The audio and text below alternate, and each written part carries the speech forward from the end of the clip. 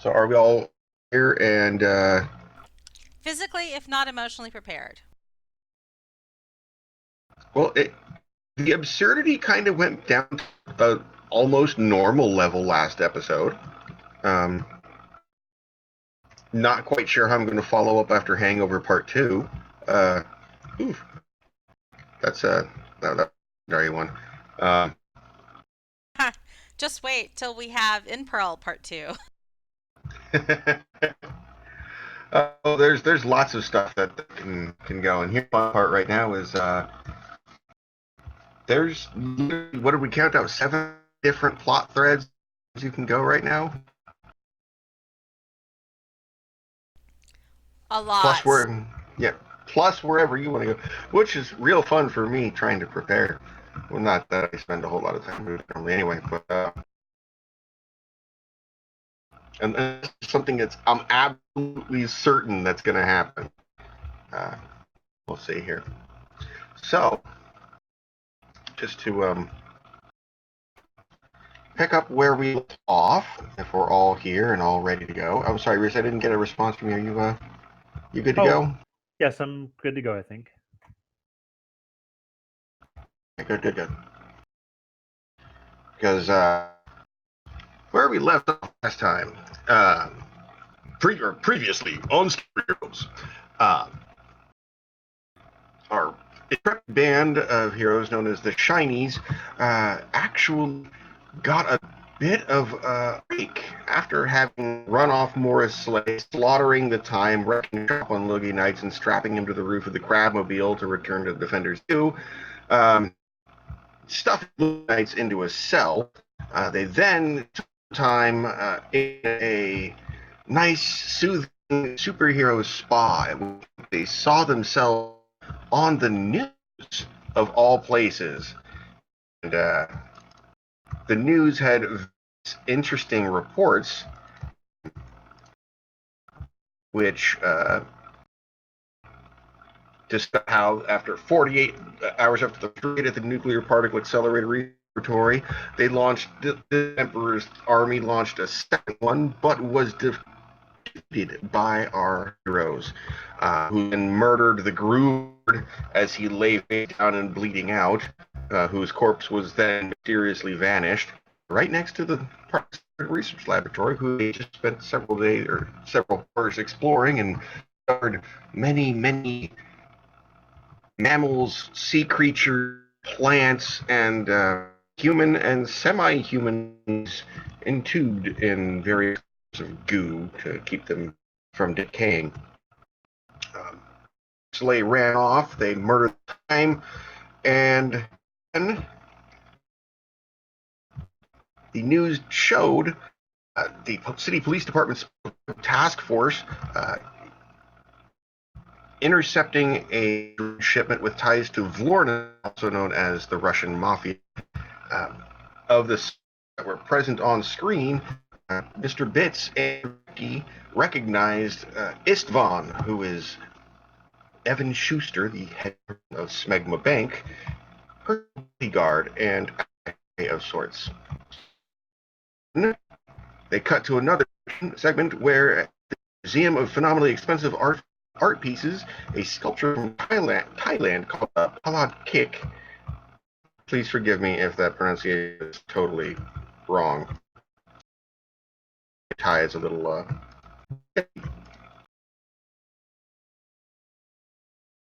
oh, and is not what I'm looking for. There it is.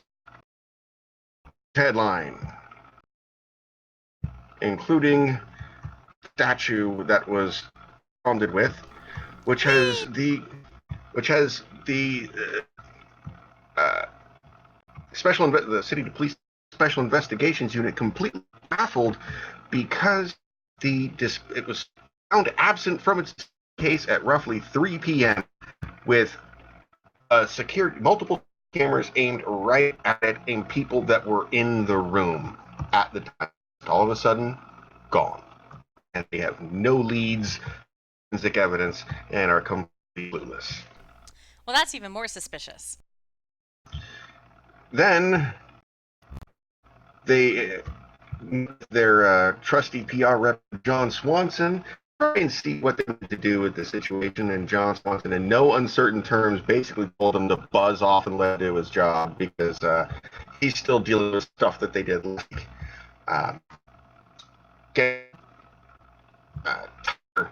And made into a fully fledged member of the Defenders of the City. He went and met with his mother, got their good graces and blessings from both of his parents to go ahead and be a superhero.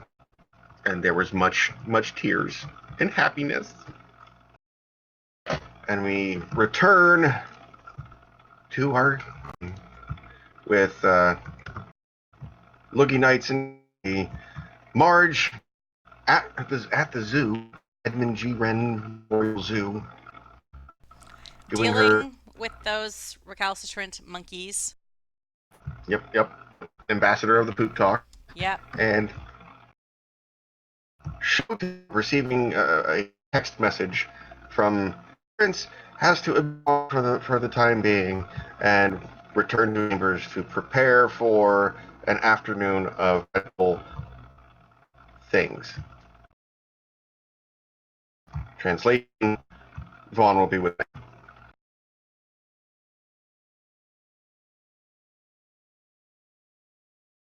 So, with the 2 Shinies remaining currently the Defenders HQ, what would you like to do?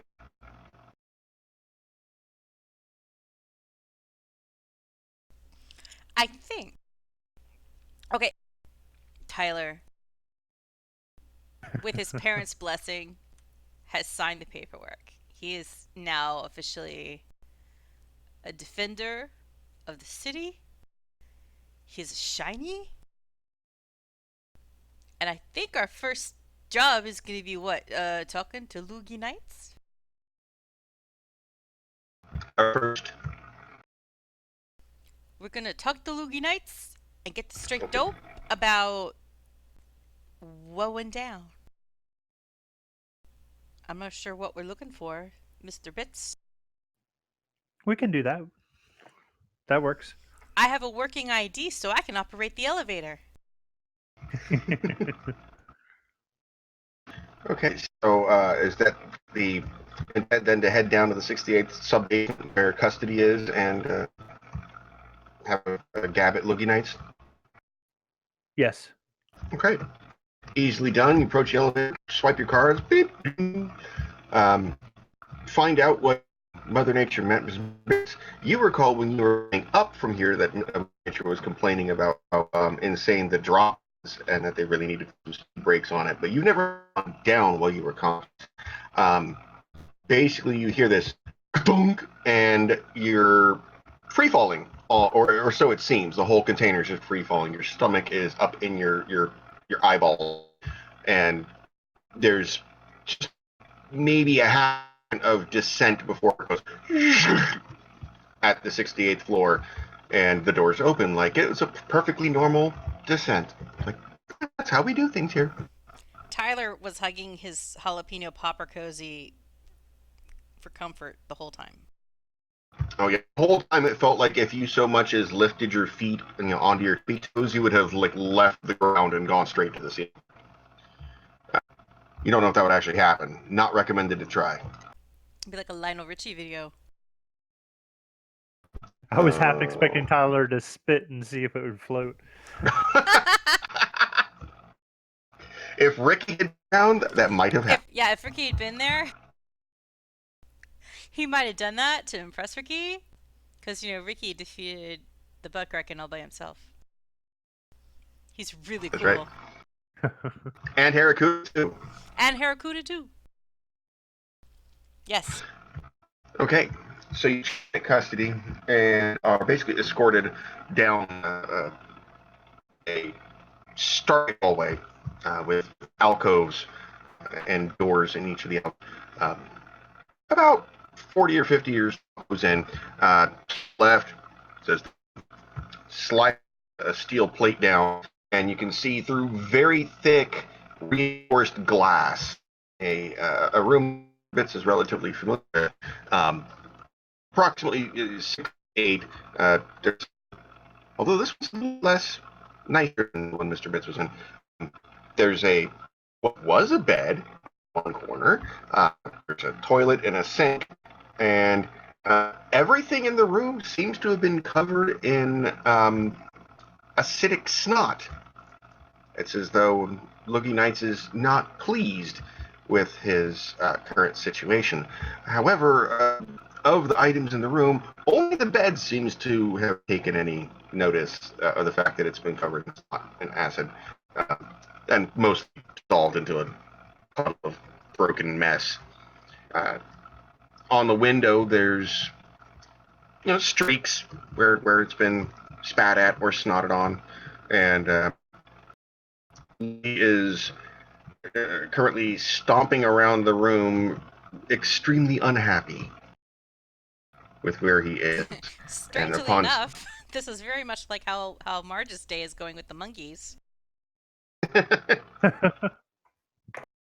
parallels, Mm, and yep. upon hearing the metal plate being slid down, he stops his rampage and turns around and just glares through the glass. He doesn't approach; he just glares through it and just stands there.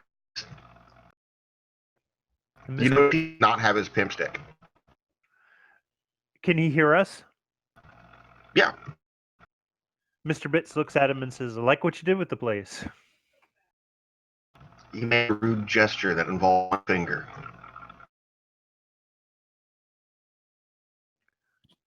Mr. Knight, we can probably take some steps to make this a little less uncomfortable for you, but we need you to cooperate.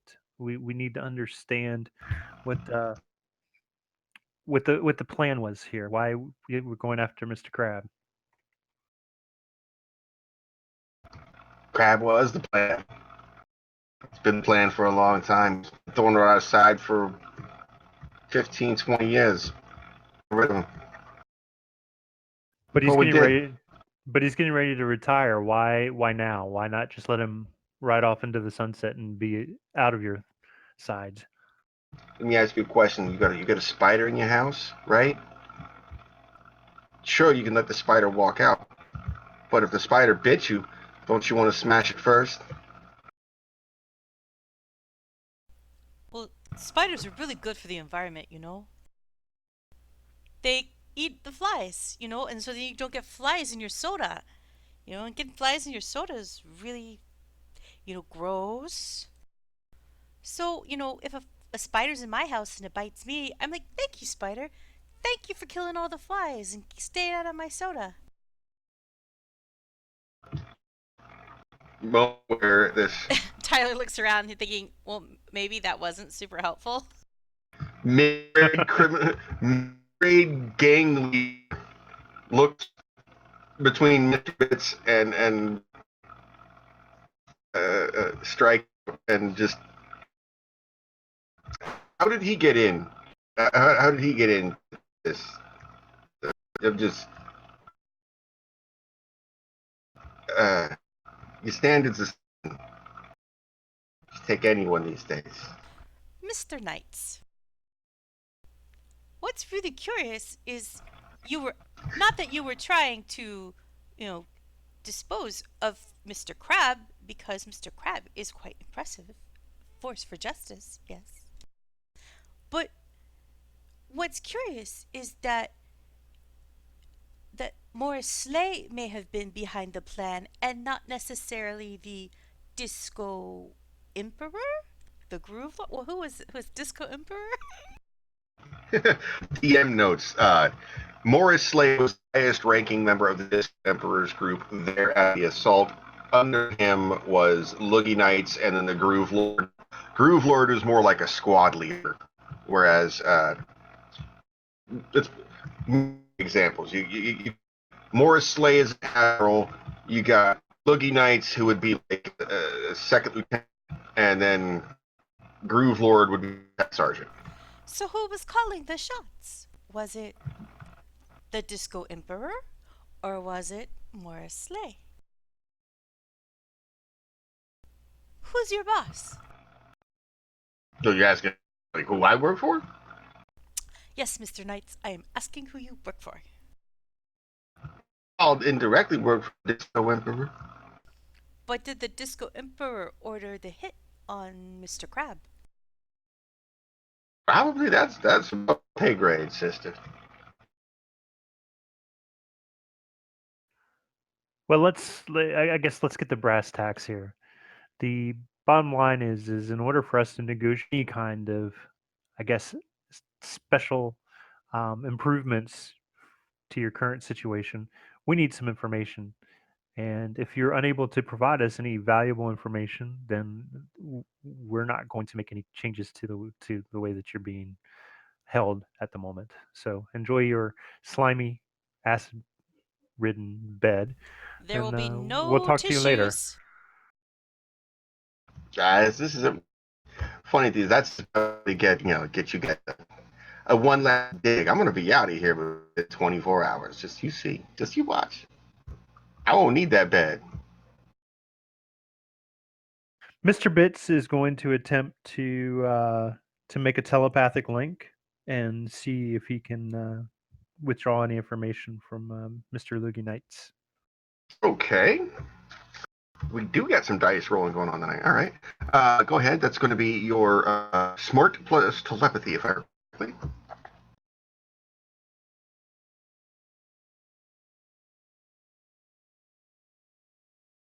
Loogie Nights in that bright. And I rolled a 19. Holy crap. Whoa. I rolled an 8, a 6, and a 5, so only one off of best. Wow, and he did pretty darn good too. He got a 17. That's not a 19. So you kind of close your eyes and 2 fingers to your temple and kind of reach out with your consciousness, slide right on. It's a little rough at first, but you kind of make him relax and go on in. And sliding around his thoughts, he honestly believes that he's going to be out. He doesn't know how, but he's well and thoroughly convinced that he will not be here this time tomorrow.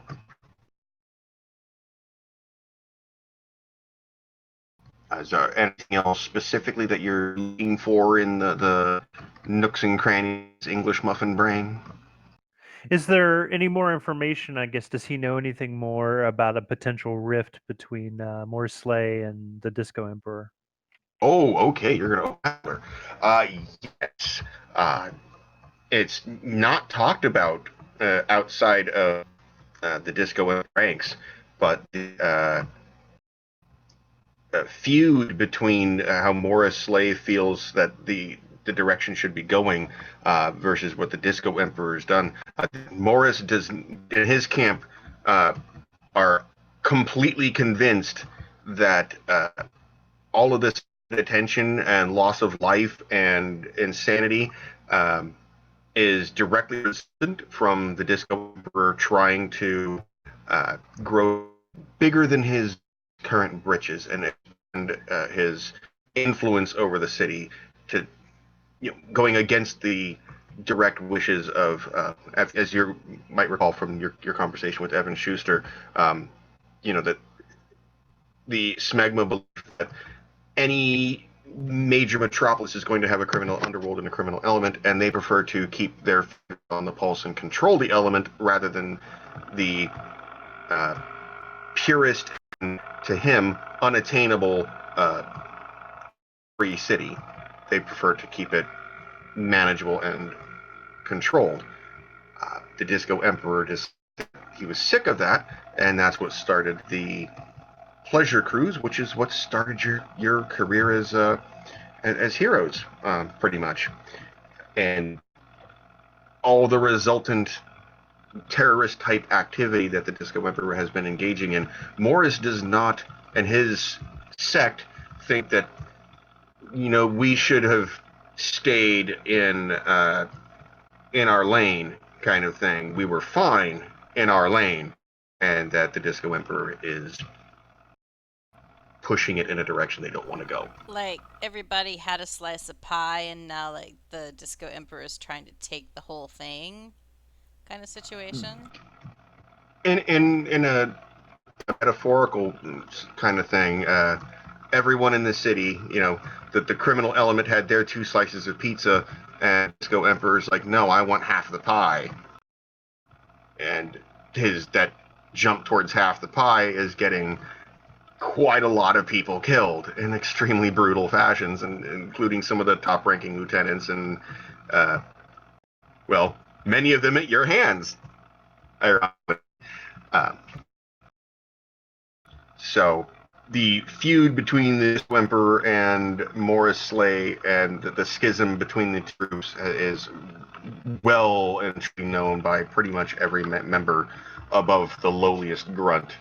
And one might even call it a Disco v Funk civil war. It Came, sounds like things are out of tempo. yeah, and that came to a head when at the Nuclear Particle Accelerator Research Laboratory. Yeah, especially now that time is dead. And that might have been why Morris was just like, you know what? No, I'm out. And just cut his involvement. Does Mr. Knights have any idea where Morris Slay would be laying low? After everybody got wasted at Improv? Are you asking this of, like, directly to Loogie Knights, or are you asking this of, Like, are all of Morris's lieutenants, like, did they get wasted except for you? Like, would he have gone back to the Disco Emperor now that, we spanked him? Or does he have his own lair now? Like, is the Funk era got their own situation? just to rewind, I'm assuming, Mr. Bids, that you share this information quietly? Yes. Yes. Okay. And I'm passing the question telepathically to Mr. Knights. Because verbally he look at you and say, why would I tell you? I don't know anything. You have no leverage over me right now. I'm gonna be out of here. I don't have to do anything for it. That's what he's doing verbally. Telepathically, on the other hand, you said you were going to look for what specifically? Oh, I was going to basically pass the question along telepathically. So basically, the same question that Tyler just asked: if he knew where Clarence Slay was laying low. And when you're like reading his thoughts and stuff, can you tell like when he says he's not he believes he's not going to be here in 24 hours? Is that more like a existential not being here, or is that a physical not being here? or both? Like, is he thinking relocation, or is he like, thinking they're not gonna let him be held in custody kind of situation? Like they're gonna take him out. Well, what he told me was he wasn't sure, Well, or what I could see in his mind was that he wasn't No sure how details. he was going to get out. yeah, for your mental visualization, by the way, you're like in someone else's head. It's more like a lawnmower man kind of thing. Like you're poking around a file directory and looking at opening up documents of their memories and going through them and glancing over them. It's not so much that he's telling you something in language. It's you're poking around. I was just wondering if there's some sense whether this was the escaped kind of not going to be here, or this gonna I'm gonna get killed because I've been caught. So we got 2 different directions that are floating around here. One is brain fart. I can always remember Tyler. I can never remember Strikeout. I can never remember Strikeout. Strikeout's question of literal versus metaphorical not be here tomorrow, or Morris Slay's hideout / whereabouts. Which one are you gonna, or something completely different? Where are you in this? Let's start with where Morris Slay is. Okay, go ahead and throw me another smart plus telepathy. Ooh, not as good. 10. Oh, no, no. Okay. Morris Slay's whereabouts. You poke around the root directory and a bunch of stuff, and you find nothing on any locations of any. The only location you find uh, mentioned in his think brain is that of the Daffodil Club, which has Hmm. been mentioned before. And you know that because you have the brain fart. I'm brain farting a lot tonight. Photographic memory. That's what I'm trying to think of. What does Mr. Bits remember about the Daffodil Club?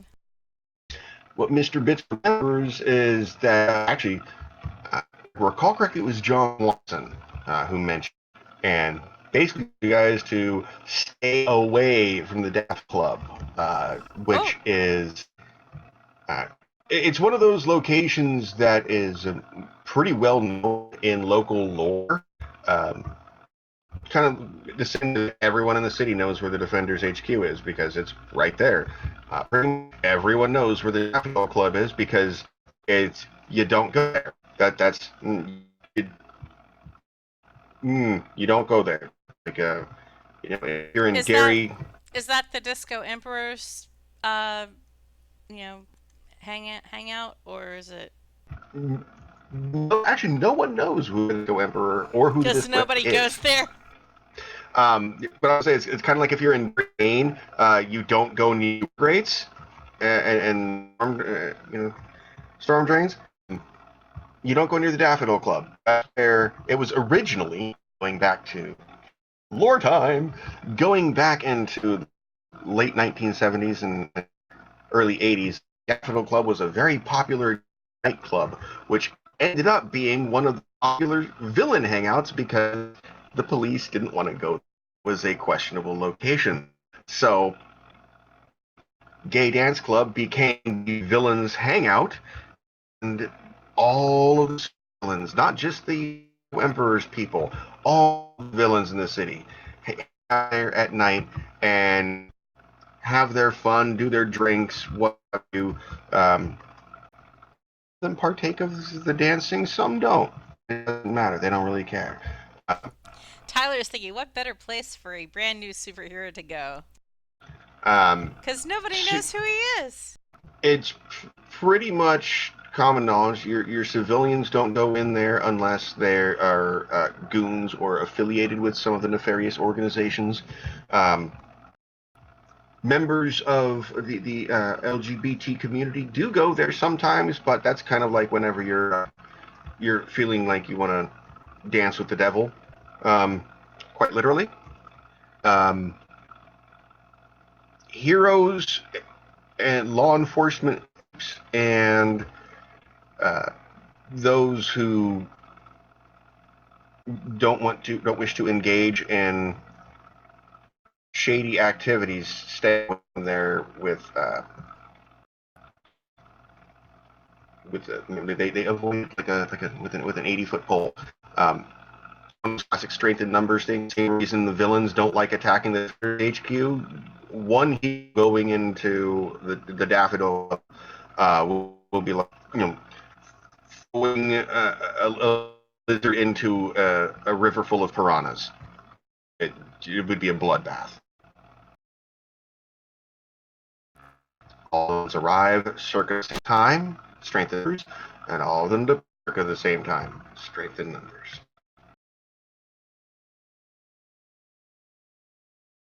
So that's what Mr. Bits remembers, and actually, not just Mr. Bits, mostly everyone knows about the Daffodil Club. So its location being in his brain is not a surprising revelation.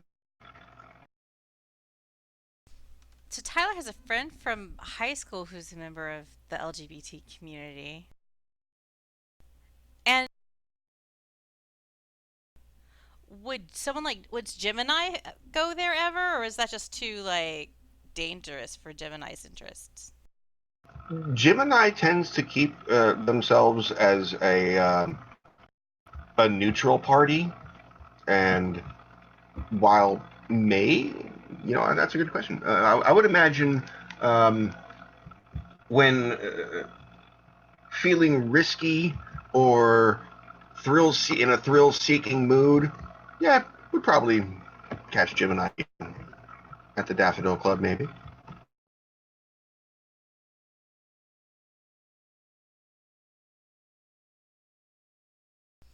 Tyler scratching his head a little bit, because he's like, I wonder if Jenny Delaposa would ever want to go I there. think I think it's a bit risky, especially with us being shorthanded. Hmm. Yeah, you're probably right. Although, M might want to double check something here. All correctly.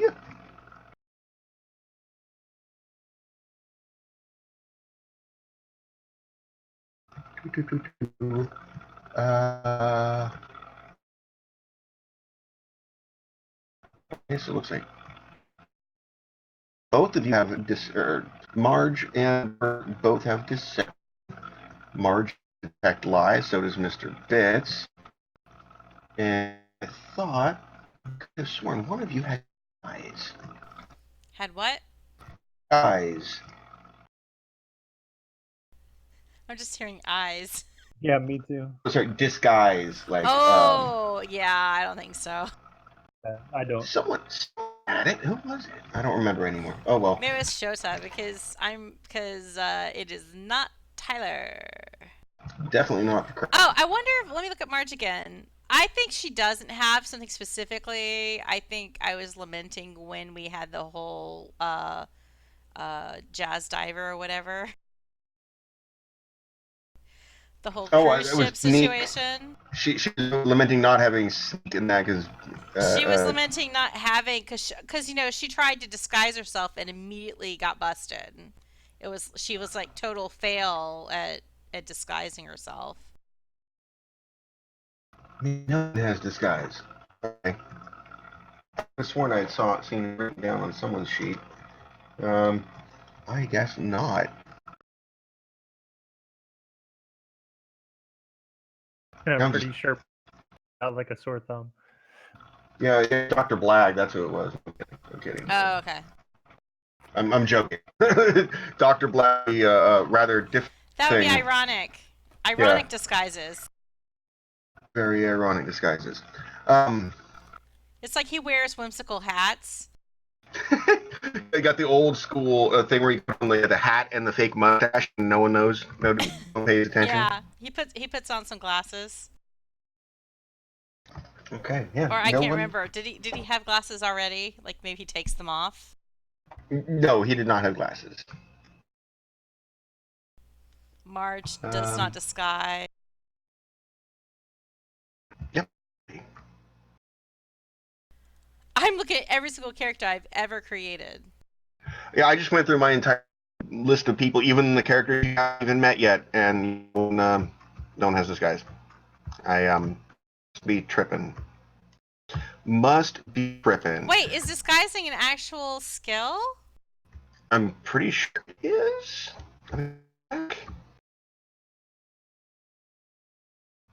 Oh no, it is not.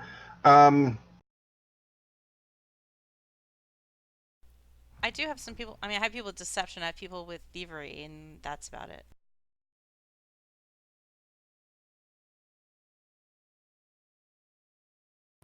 It is not. I would say that okay, that's probably going to be something part of deception then. Whoop.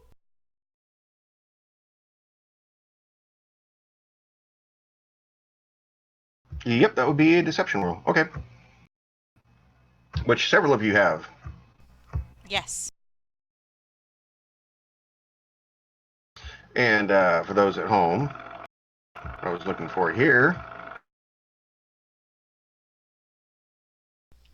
Marge has it, though, I think mainly for lying to the PTA moms. There is Dr. Ethan Blag with his ironic disguises. It's a little tricky to disguise that. All right. So, Mr. Betts, while you're still in Loogie Knights' brain, are you poking around for other information? Well, I think we still had the question from Tyler about whether he mean about his true meaning behind that he's not going to be there much longer. Okay. Well, go ahead and give me another telepathy and smart roll. 13. And that is a 15. So you poke around, and it seems like every time you get you find a file that seems to be like, oh, that's got some information that I need to do. It's like it whisks away out of your mental reach. It actively knows where you're going and evading your penetrating thoughts. At this point, he's glaring at you. You're pretty obvious. You know, you got your fingers to your temples. You know, eyes closed, doing the scanners thing, and he's glaring at you like, "I know what you're doing. I know what you're doing." Kind of pounds his fist on the window. You know, stop it. I'm imagining there's telescopic sound effects whenever Mr. Bits does his brain powers.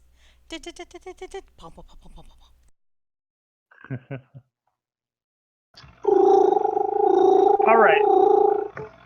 Before we let him go, I guess I want to ask him one more. I guess I want to dig for one more piece. I'd like to find out if he has any knowledge of Evan Schuster, Istvan, or Smegma Bank. Okay. And much better roll. I rolled a 16. Ooh. So did he. So what happens then, since you got a full-on tie, is you find out that he does know who Evan Schuster is. He does know who Istvan is. He's very familiar with Istvan, not so much with Evan Schuster. Instead of actual information, you're just getting emotions and concepts that Istvan is a badass motherfucker, basically. As far as he's aware, Istvan is not a villain in the sense that being a counterpart to a hero, he does not have a villain die per se. For example, and runs on hit points, just like the time. But it is known as being a beast, as being completely ruthless. The concept of the Russian mafia is a very strong one, but as far as specifics,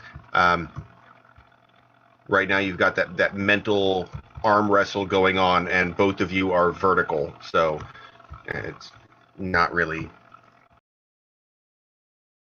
given either way. If you would like, you can continue to push and see if you can break through and get more information. But if you fail that one, then he will have been able to shut you out completely for that particular piece of information. Let's go ahead and take another roll at it. Okay. All right, I rolled a 14, but I'm going to use one of my style points to re-roll my lowest die. Okay. Which gives me a 17. Good. It will please you to know I rolled 2 1s on that. You can use the style point. He got an 8. So mentally, with that image of the arm wrestle, you slam the back of his hand into the table and bust open his mental firewall and go straight in for the gold. See the things he knows about Istvan. Specifically, let's see what. Kind of hard to go into specifics on this. I actually kind of did, didn't I? Definitely a member of the Vlorna. Where both the Vlorna and Evan Schuster with Smegma kind of act as both his bodyguard, ambassador, so to speak, for the Vlorna's interests, as well as doing high-level stuff with the Russian, including the most recent thing is some kind of new opiate that they're bringing in from the Far East. Has heard sorts of craziness about it. He's heard rumors. that arrange that the new stuff can turn you into a face-eating zombie that will go around like you're on PCP, completely out of all the way to it being a 8-hour high with almost no cash and the most euphoric thing that will sell like gangbusters and make everybody rich. And the all number of room and the word is that one shipment that was intercepted by the drug. What's the official name for it? Sorry, the I lost it. Sorry. The city police department special task force was containing a large amount of this new drug in addition to regular old your typical cocaine and heroin, and they are rather with the police department right now because of that. Although he's pretty sure there's other quantities of this new mystery drug somewhere around the city. Is there any mention of a name for the drug? Like a street name? Pretty much no. It's just the new stuff or the Russian stuff that they have. They, as far as he's aware, they are basically stockpiled and until they have to basically take the street storm and not just trickle it out a little bit at a time.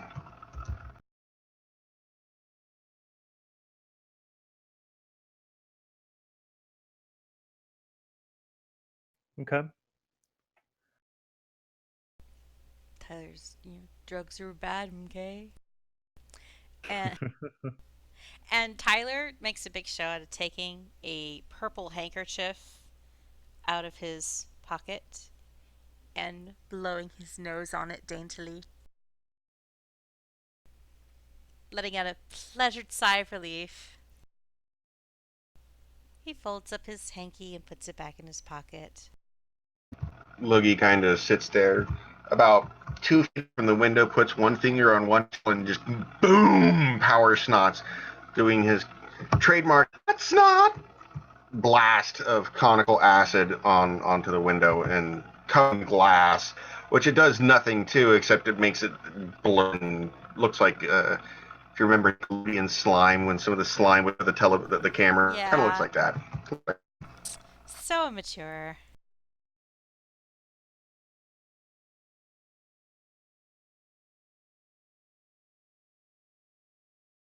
All right, I think we're done here.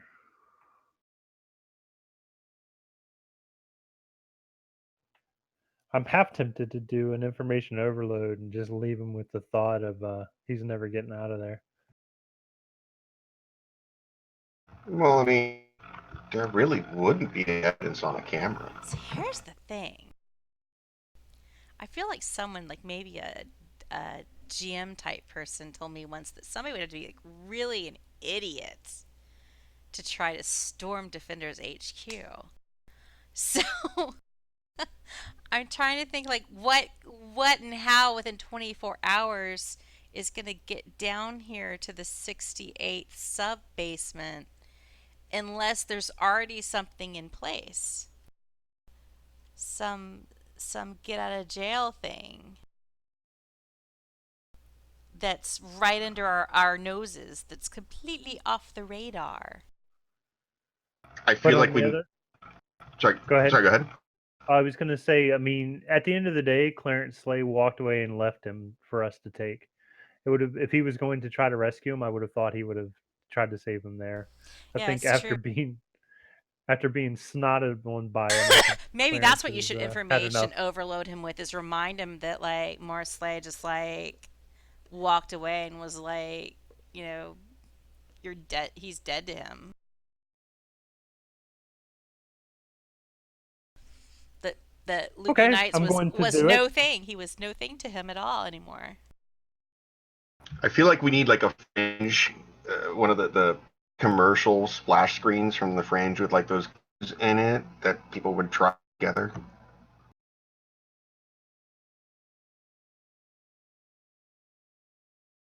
I'm sorry.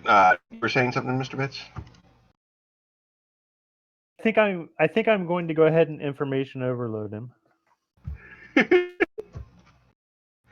Hey. Wait, this isn't going to cause more paperwork for John Swanson, is it? Mm, Only if I kill him. It's one form, right? You're not going to kill him with one little information teeny weeny overload. I wouldn't think so. No. I mean, he's a big snot boy, even if he acts like a baby. All right. Information overload. I rolled a 16. yep. Apparently, poking around in his brain, real familiar with him.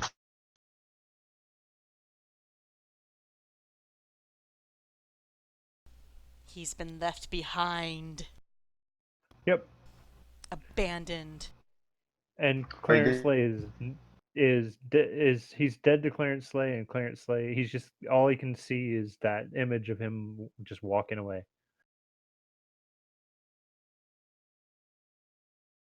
Oh my god, why did it F's? Do what? Said get the gifts in Discord. Okay. Did you roll?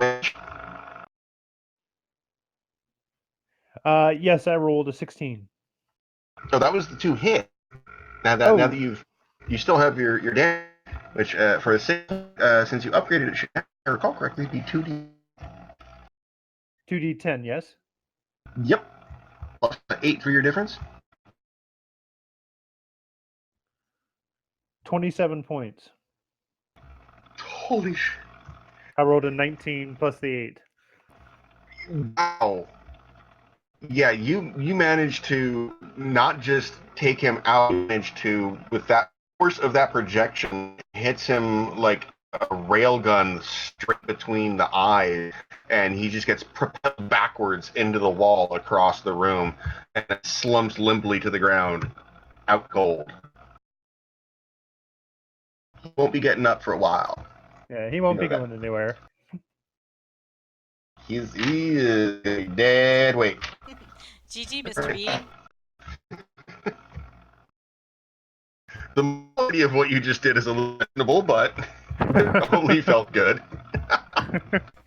If Marge was here, she would totally approve. Marge tried to run him over with his own car. Yeah. In the street. Yeah.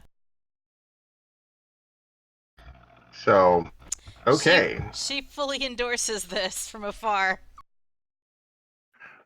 All right. Since Tyler isn't available to assist, I think we probably need to give Mother Nature a call and get her over here, and let's decide what we want to do next. Meanwhile, If she can free herself from the monkeys.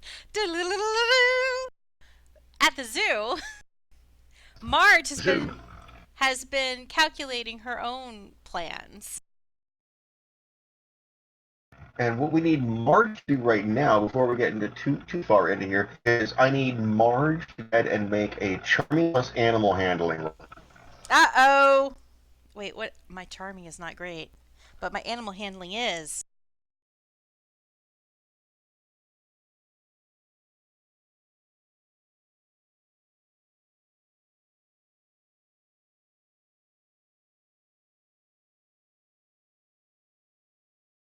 Hold on one brief second. The dog out that I forgot was in here before we started. 2 seconds. Oh, snap. Max. I got a 20. I have never rolled the highest number on all my dice before, ever. Hey, well, I got up to the route. He was just jumped on him back on the bed. So I'm like, all right, fine. If you want to hang out, okay, hang out. Doggo indecision. Yep. All right. So what did we wind up with for? I rolled a crazy ass max on all my dice. I got a 20. Wow. I am the monkey whisperer. Ooh, ooh, ee, ee, ah. You have sat down the monkeys and like some form of interspecies United Nations talk have reached an accord with the infamous poop wars that have been plaguing the zoo for Yeah, the last several weeks. they've now organized. We have a United Primates situation going on where everybody's like represented and they have like their own diplomats enforcing the peace and controlling the acceleration of poop warfare. And this is almost, as one might call it, the Puneva Convention Mm, mm. that has now been ratified. Puneva Convention Ratified is done. Puiva. Puneva Convention, yes. Okay. There will be an immediate cessation of presenting buttocks to the guests at the windows of the Uh, Savari zone. with there has been an amendment to that though that was added, which except for the douchey kids that tap on it. Yeah, douchey kids who tap on the windows are open season. Yeah, open season on them, but everyone else, But nobody takes the first, strike. there will be no preemptive poo. No preemptive poo, no preemptive buttocks. And Marge feels pretty good about this, which has gotten her thinking. She's feeling a little bit cocky about, hey, I'm taking care of business here. What do I have on my to-do list?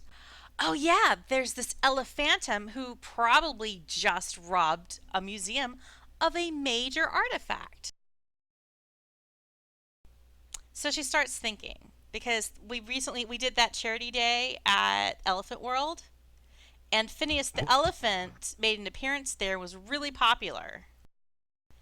And that was also the day that Marge believes Elephantum followed her home and left the little stuffy on her daughter's chiffon's bed, which still seems quite out of bounds. Marge is not happy about that. That's like car driving over people level of stuff. So she's thinking, She calls to see if she can get an appointment with her boss's boss. You mean Felix or No, no, Felix. My brain just died. Edmund Wren. so your boss Yeah, the boss? main event. Oh wow, we going up, down. All right. Philanthropist and aviary enthusiast. Current owner and operator of the Edmund B. Wren Uh Memorial huh. Zoo. His father founded the Memorial Zoo.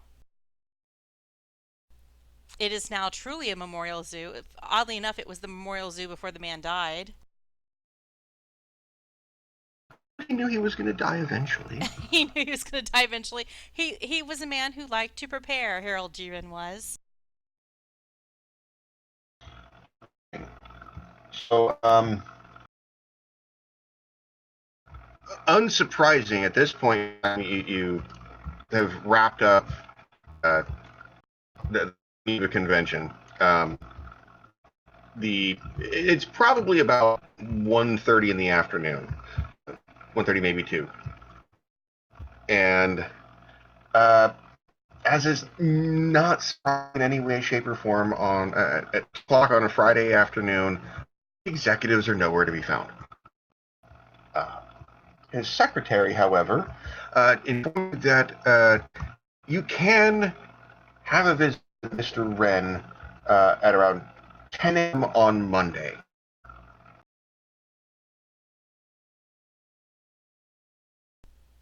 Marge is thinking to herself, if this was a bird-related matter, he would totally be in the office. It's like if the condors were hatching eggs. Bet she figures she can't get away with like fabricating something like that. Well, given that Ben is obsessive about his birds, um, that probably wouldn't really work, especially considering another thing that shoot holding control while trying to roll again. One other thing that you know is the zoo itself. Just trying to scroll top. Um, the zoo also features cam, where season pass holders or guests with a admission ticket for a period of 30 days can go online and view nearly every via the magic of the internet. The bird cages are noticeably absent from the public cameras, but you know for a fact there are cameras in there and that he views them. So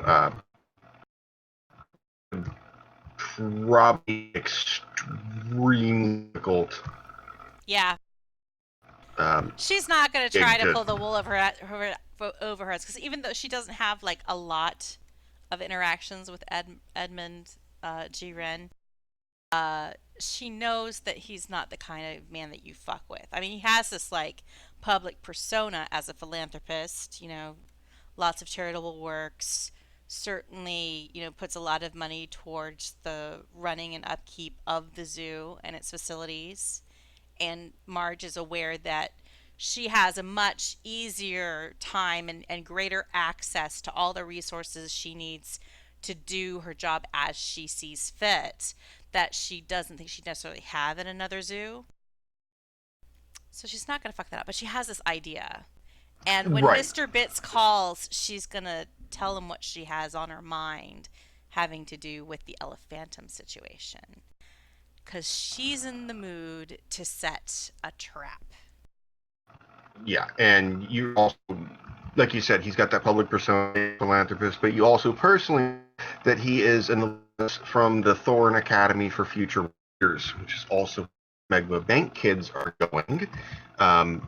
Which, depending on who you ask, is we'll just Lore time. Depending on who you ask, the Thorn Academy is either the most prestigious educational institute for the ultra wealthy or a hellish indoctrination camp where innocent children are down and rebuilt as soulless, money grubbing corporate executives or politicians. Generally speaking, the ultra wealthy are the only folks who think well of the Thorn Academy. Nearly a scandal in the past 50 years centered around one or more alumni from the institute. Yes. So, what Mother Nature is thinking is Phineas the elephant had real good publicity stunt. The public likes him. He's gotten some press. A charitable event could be fashioned around Phineas the elephant and environmental concerns related to elephants. Sponsored by the zoo. All right. Edmund G. Wren and his father before him, they have vast collections of art and antiquities related to the animal kingdom as well as the aviary kingdom. I feel like there's a better word than saying aviary all the time. But endangered raptors, birds, anything related to the worship of those creatures or uh, uh, artifacts, archaeological like bones of extinct, um, you know, raptors and dinosaur things.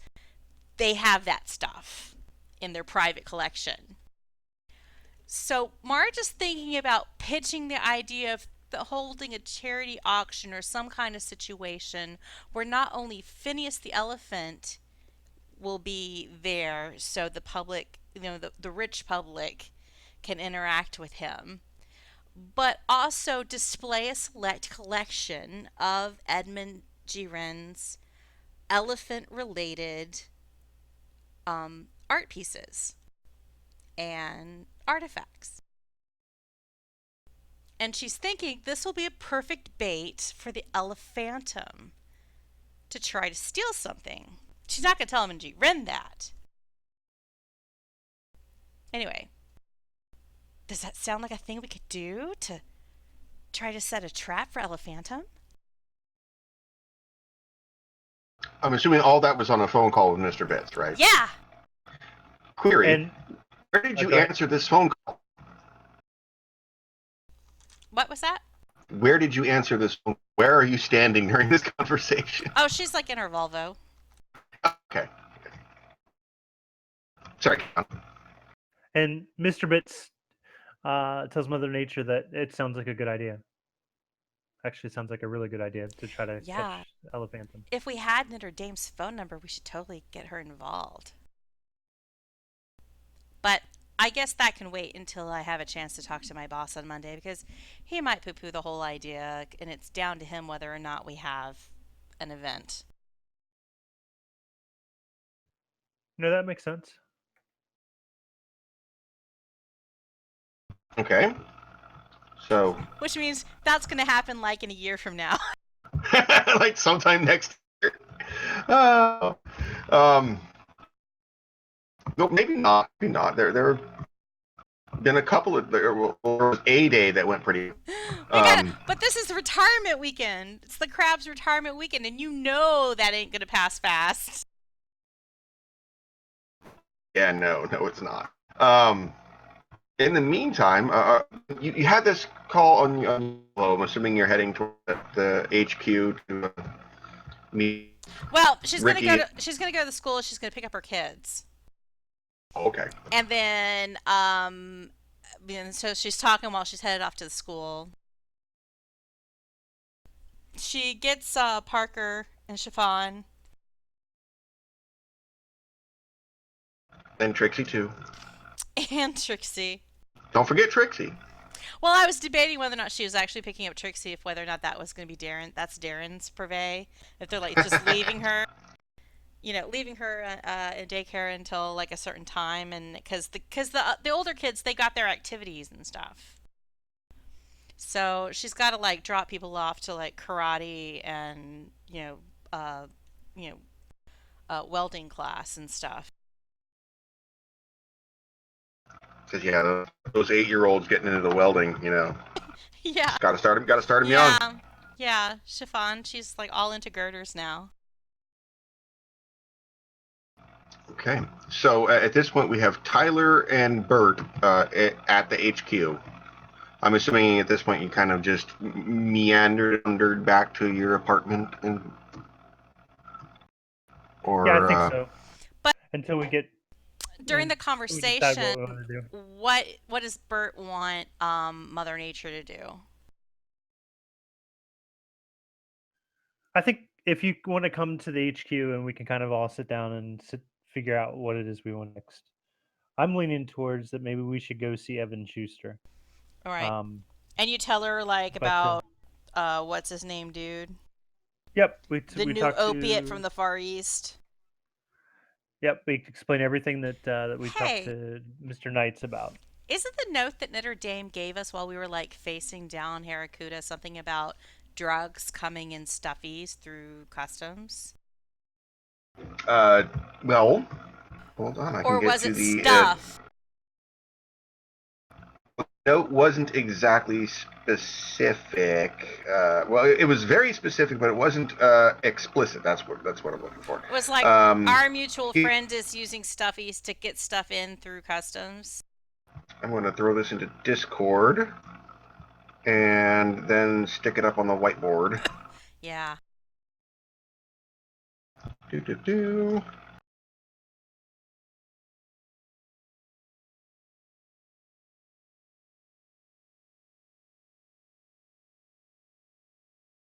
Just like last week that I could do that. So that's the note.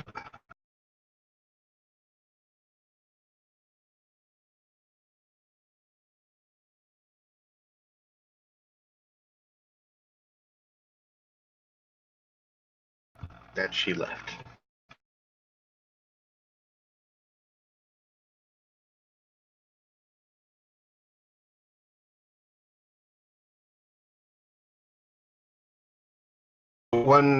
I noticed one thing that will help, probably help read this.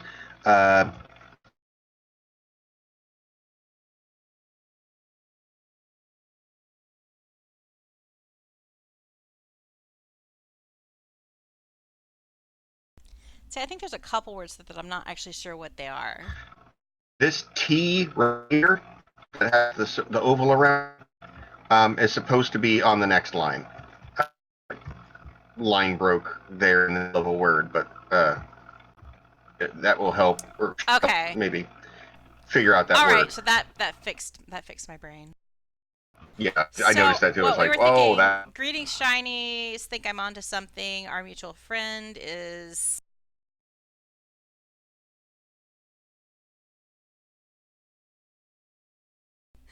something snuffies using stuffies to get things through customs.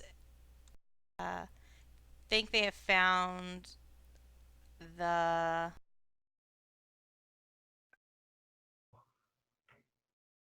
something needle. The other needle.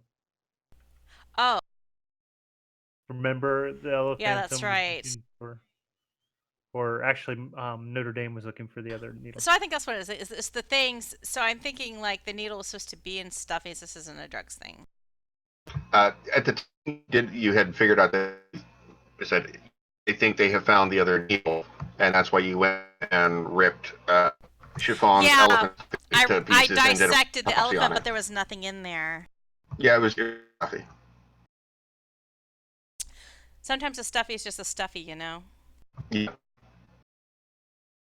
but it was still kind of disturbing, walk in there, elephant stuff unaccounted for, that no one knew how it got there in your youngest's bed. It was very disturbing. She didn't know where it came from either. But Oh, she luckily, said it was just there. luckily she just shrugged it off when I like yoinked it. You know, I just zarked that out of there. It was the beauty of the youngest's brain. Oh, okay. Wake up and something new has their attention. That's the power of shinies. It is. Even though it looked like Hannibal Lecter had been loose with the stuffy. Mm. Oh yeah, it looked bad. It was unsettling to say the least.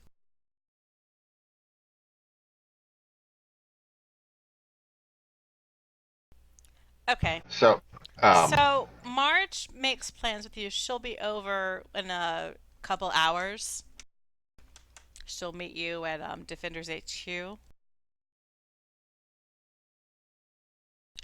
But for now, she has to do like the taekwondo and shot class stuff with the kids and get them dinner.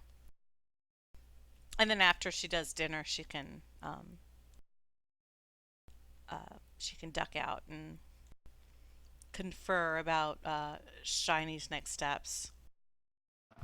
there she is. Whee! My internet went out for a while. I was just talking away. What was the last thing that you heard us say? I can't even remember because I was talking so much. Okay. Well, the last thing that I remember you saying was that Mother Nature was going to be over there in a few hours, and then Mr. Bits went to go sit in the jacuzzi to get a health rank back, and then I asked Tyler what he was going to do during those 3 hours, and we got silence. Okay. So I was thinking about what would Tyler do, and there was maybe he'd blind practice some video games. But I'm pretty sure last time I went ahead and did his costume, like the updating. He still has his purple leisure bowling suit and his purple bowling shoes to match Little Boom Boom. But right. he got his purple wig, right, and his glasses, his kind Sure, of like yeah, easily acquired from the prop. his wraparounds. You also got a new cell phone, the old Motorola StarCat. Oh yeah, That happened. sweetness. So he's all set up for his gear and for his look as a hero. So yeah, he's gonna eat some jalapeno poppers. Maybe he'll call his friend Chewy and like check in and be like, how are things going at the bowling alley and stuff. Yeah, bowling alley's fine, man. Yeah, been around. Been what's going on? Just stuff. You know how it is.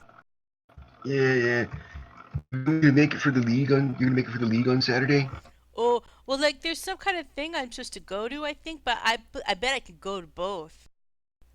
I'm super popular now. Hey. DM question: does Chewie know about the hero powers? Oh yeah. Okay. And is Chewie know about the joining the Defenders or? He doesn't know about that yet. Okay. Like there hasn't been time for Tyler to see him and talk about all of the cool deeds. Okay. So And Tyler's like, that's not the stuff. That's not the kind of stuff you talk about over the phone. You gotta talk to your best friend about that face to face. right. That's just good manners. Well, Lance and although to be Kathy fair, Chen did not raise him that way, so I have a feeling for Tyler and Chewie, it's not so much face to face as like shoulder to shoulder, and either looking at like a television or a bowling lane or a video game screen, well, yeah. and I mean, if it's face to face, it might be side over by side, not really, snacks. There might be and not snacks. really actual face to face. Mm-mm. Yeah, but like it'll be time to shoot the shit later. Okay, so you chatted up with Chewie a little bit. Tell Chewie that you're probably going to try to go to both league play and the Crabs retirement. Well, you didn't tell him it was retirement party. Yeah, It was he's gonna the say thing something. you have to go to. Yeah, there's a thing. And he does say something like if Roger comes in, because he knows Roger's the crab now, right? Uh, Or Tyler does does. he? Does Tyler know? Tyler knows Tyler now? knows that. Yeah, Tyler knows that that Roger is the crab because you've also, in addition to knowing him for years and meeting him as the crab, you've also been in a jacuzzi with him while watching the news Yeah. as Roger. But So Tyler's gonna tell Chewie though if Roger comes into the bowling alley to like give him some jalapeno poppers on the house. yeah, he can do that, man. He's always here. Yeah, he's a good customer. We should appreciate the stuff he does, eh? Planting seed. Okay, so we have. Is there anything else that you have accomplished or Tyler shopping? Tyler has accomplished so little. It's connected for that part. Given his talents. I had mentioned I forget who it was, but someone during the second stage of the nuclear particle accelerator research disco meltdown fight had mentioned they wanted to get a grappling hook like the Crimson Ninja had, and I don't remember who it was. Just a reminder out there for whoever it was that, hey, yeah, that's a thing. Now that I think about silence, it's probably the player that's absent. Yeah, maybe. I mean, I remember thinking how cool it was because Mother Nature's minds can't do that. They can grab stuff, I guess. It's just the thought of like hooking over the sill was really cool in that moment. But And Mother Nature doesn't really. but Tyler's not the sort who would have a grappling hook, I don't think. Okay. So I don't think if I was I might have lusted after it, but I don't think I was thinking about it for him. Maybe it was Shota though. And my head canon for Mr. Bits at least says that he's the type who likes to keep feet firmly and both feet on the ground. And yeah, grappling hooks in the air like Batman does the appeal. I don't think. And I guess Tyler doesn't need that sort of stuff anymore because reasons. Oh, right, because reasons, yes. So maybe that's a thing that Tyler does. Like, do they have any space? Because I know they have a whole bunch of facilities, including training areas for the heroes in Defender's headquarters. Yes, I was waiting for someone to get to the training areas. Amongst all of the sub basements, is there a jumping room? You mean like one of those trampoline-filled places with all sorts of foam rubber on the walls and obstacles that you can go around, or Yeah, a parkour kind of place? Well, both really. So like, Tyler can practice his high jump skills now. he wants to get a hang of some agility skills and improvised jumping. Sure. Yeah, they have a free running gym down. No, off the top of my head, But he needs which one with floor like a it's really on. high ceiling so he doesn't, bounce into it. Oh, these are pretty. These are most of the time these are done like air hangar sized areas. Cool. Like it looks more like this. Yeah, because Tyler's Oh like wait. Tyler's in the Heights, and I'm not talking Lin Miranda musicals.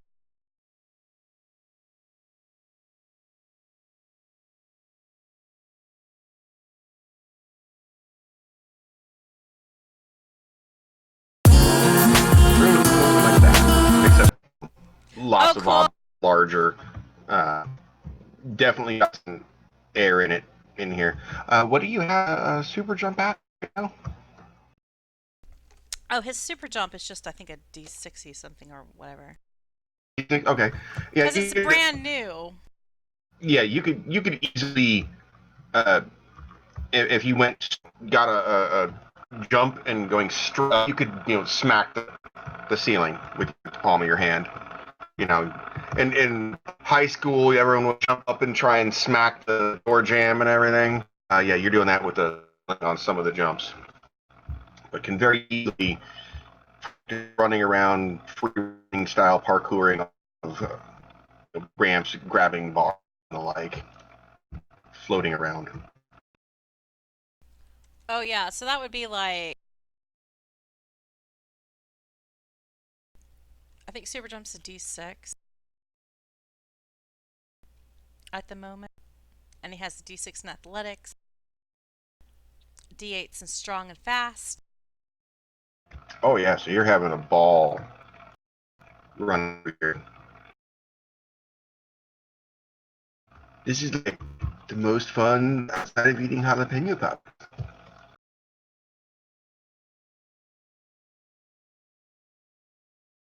So, are you planning on just spending the next 2 hours in there running around Yeah, all sweaty and bowling and? if I'm reading this correctly, that means that based off of the dice he rolls for using super jump, he could potentially jump up to 64 feet high, max. Let me double check that here. That's one of those things, kind of like character speed, that I don't necessarily. It becomes important when it becomes important. If that makes sense. God bless It it. was like they can jump vertically or horizontally 2 feet per point rolled, and his dice add up to 32 max. So if he rolled a 32, he could jump up to 64 feet.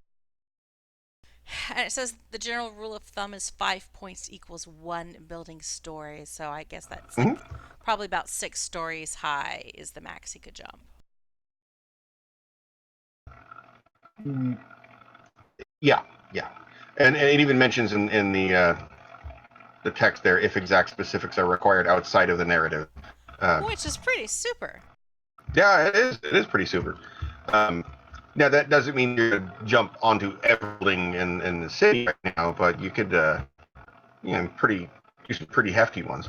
Uh, there are plenty of buildings in the city that are more than uh, More than 6 stories 64. high, Yeah, more. certainly. Yeah, that's when you get in the outskirts. Once you get into the center, you're looking more in the 60, 50, 60 and up.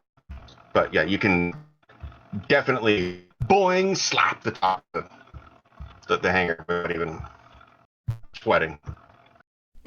But And Tyler spends an hour like running through the super trampoline park obstacle course. what I'm getting in mental image of is basically like if you have if you had Discovery Zone in in the late 80s and early 90s, with all the kids screaming around what's like a gigantic McDonald's ballpark, basically with slides everywhere. Mm-hmm. He's basically just running around like a kid on caffeine, uh, just going ballistic. Yeah! you know, yeah. Yep. Life. Okay. So now we're later all sweated up. Everyone is reconvenes back at HQ for planning. At dawn, we plan. Um, Not really. That's a critical. So we're about 4 minutes off of our normal little break section. So if you want to go and take a few minutes to refresh beverages, go to the bathroom, grab snacks if need be, Okay. and we'll just pop back when we're back. And of course, as usual, Bonnie, because she's wonderful and amazing and does all the recording work, so please give her all the shout outs for doing all the labor on that. Whee! We Yay, Bonnie. We'll put a lovely splash screen here containing something inappropriate. So you'll have to. I have no idea what it will be this time. Yeah, this has been a pretty tame episode so far. So, back in a few months.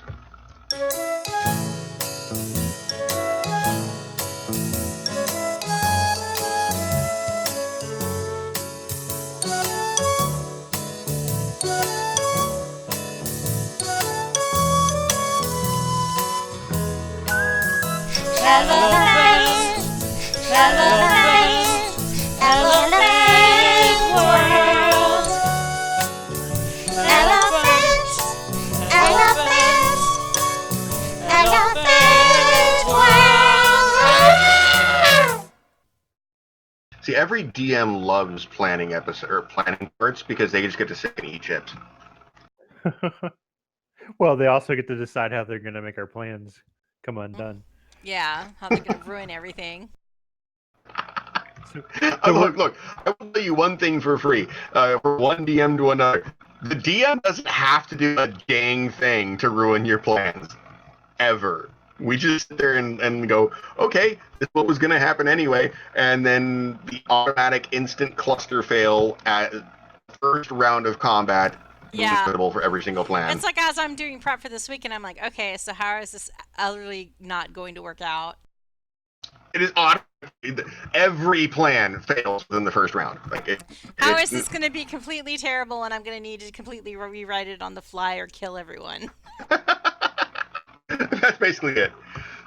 Okay, I guess we'll go back with the verbal cue. I should get like a clacker or something, huh? That would probably really help for editing. Like, just get like a clap on, clap off. What? Yeah. Kind of like throw the image up for start here, and then another one for end cutting here, kind of thing. Yeah, that would probably be the thing to do. It's usually really easy to tell the big prolonged silence when we actually have the break, so it's not that hard to find. Oh, do you actually have like the audio Audacity kind of alongside it? Okay, yeah. That makes it easy.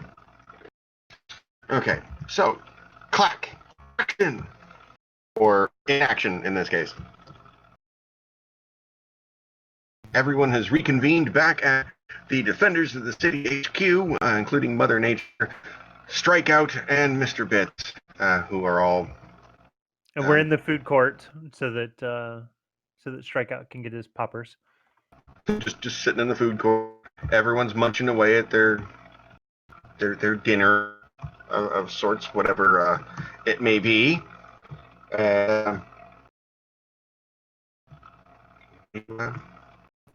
I'll leave it to you guys for planning. Well, I guess we need to figure out what we want to do next. We've got this great plan that with the Elephantum, but I think that's a few days out. I think maybe we should go talk to Evan Schuster and see if we can figure out his role in all of this. All right. I'm gonna go. I'm gonna stockpile some more jalapeno poppers because the kind that he serves really suck. That was Dinotel, by the way, not Evan. I don't trust him either because he likes places like Dinotel. He picked that place, so he probably doesn't have the same standards of jalapeno popper expertise that I do.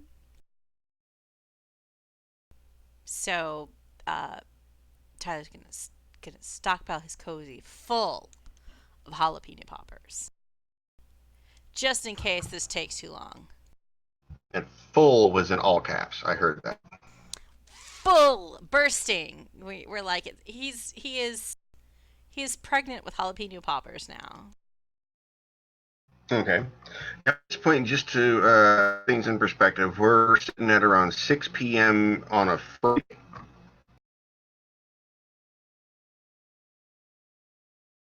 And you're talking about reaching an executive. Yeah, but I believe Evan Schuster gave us his card with his direct number on it. I believe, remember correctly.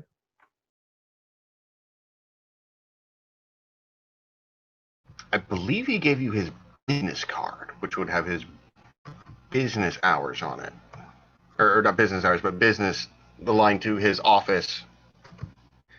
Well, also, that's another point. Yeah, he gave you his business card, which would have his business numbers with the line to his office and the now destroyed Smegma HQ, or headquarters building.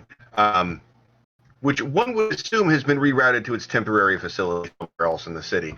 But as far as his personal number, I don't believe it has personal number on it. I don't think he had that one recorded. Okay. Well, Mr. Bits is going to try calling his. Is his mobile number listed on the card? No. Okay. Mr. Bits is going to attempt to call the office. Yeah, actually, as you're looking at this, you kind of get the feeling that he didn't give you the buddy with the executive card. He gave you the executive card that's I have to give you a business card, so it has the least amount of contact info possible, and I want you to go through my subordinates. Kind of the acquaintance business card. I might have to call the DM on this one Oh, go ahead. because he was very clear with us that he would provide us resources and that he was available to us at any time if we were working in conjunction with him. You might be, you might run. I'll rec that last statement. And yes, you do have his mobile number then. Okay. Because that does fly with. Now that you mention it, it does kind of fly with the conversation that the branch, so to speak. Okay. All right. I'm going to give him a call and see if he's available for a chat. Okay. Well, let me see here.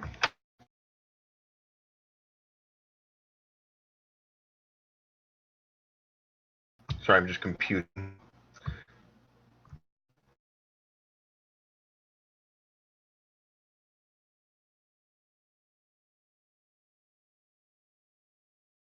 Okay. After let's see. 3 rings,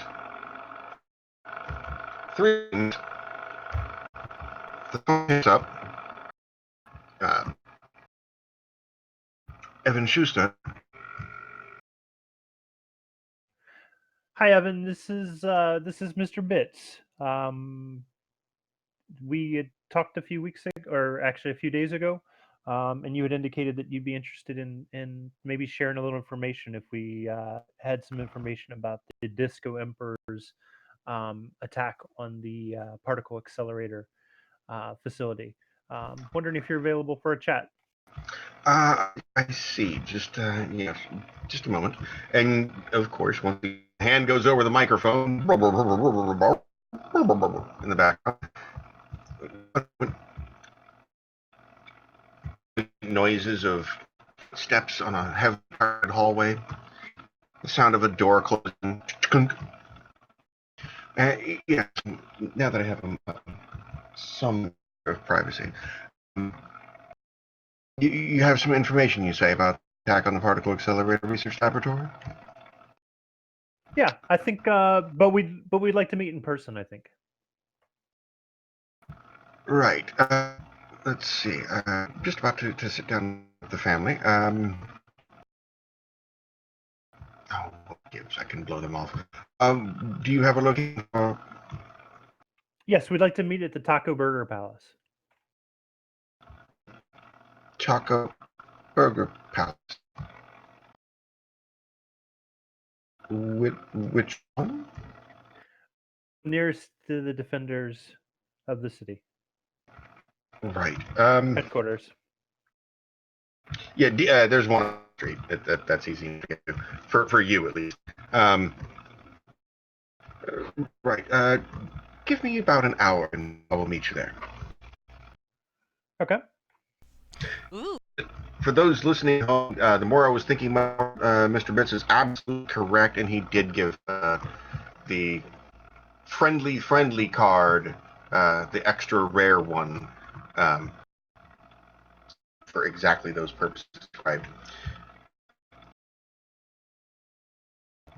So, now you also know, just from the layout of the city, that from the quotes rich section of town, an hour is a perfectly reasonable uh, transit time towards the center of town at o'clock on a Friday. Um, that's Well, perfectly reasonable. well, He's not. He's not messing. it was kind of my intent to get him out of his comfort zone a bit. That'll definitely do it. Yeah. Uh, so we can fast forward now, if there's anything anyone wants to address. I don't have anything. Mother Nature. Well, if it's in an hour, I think Mother Nature can actually catch up with you in time. Is that? Am Oh I? no, we've you may have been disconnected with this. We've already like she was headed home picking up the kids at about 2:30, and there was basically 3.5 hours for her at home before returning to the HQ. So she's already got dinner set up for the evening, and returned back to HQ. Actually, right about the same time. So Mother Nature can get up. So she will be along and with her like I don't trust Schuster, you know, look on her face. Mother Nature did not meet him at the Dinotel. Yeah, like she specifically did not want to do the whole Dinotel meetup because she thought it was shady. You know, And she had this bias against the Smegma guys, and she was like, I'm pretty sure I don't want to hear anything that they want to offer. So she didn't go to that dinner. sent Tyler in his place. But here we are. Um, and I would assume at this point that either Wood on his own or Mr. Bits would basically tell Tyler to go take a shower after running in a parkour free running for an Oh, hour. Tyler would totally do that anyhow. Okay, It's okay. not like he never bathes. Well, just making sure. Just making sure. Okay. All right. So fast forward now. Um, is everyone going to across the street to the Taco Burger Palace? I would think so. I don't know, Mother Nature might not. Oh, also, while you're waiting, I would assume that everyone has been filled in on everything, kind of brought up to speed. Yep. Okay. Including, you guys got to listen to at least 25 minutes of detailed notes from the Puneva Convention and how it is structured and organized, and how the monkeys are set and organized and ready to go in the future without preemptive butt bearing. Yeah, the monkeys are like solving world hunger next. And global And another warming. time. And it's a good thing. They're going to save the polar bears. The monkeys have decided. Well, you know what they have about the infinite monkey theorem? If you infinite number of monkeys in a room with an infinite number of typos, an infinite number of sheets of paper, eventually one of them will type a perfect copy of Shakespeare's Hamlet.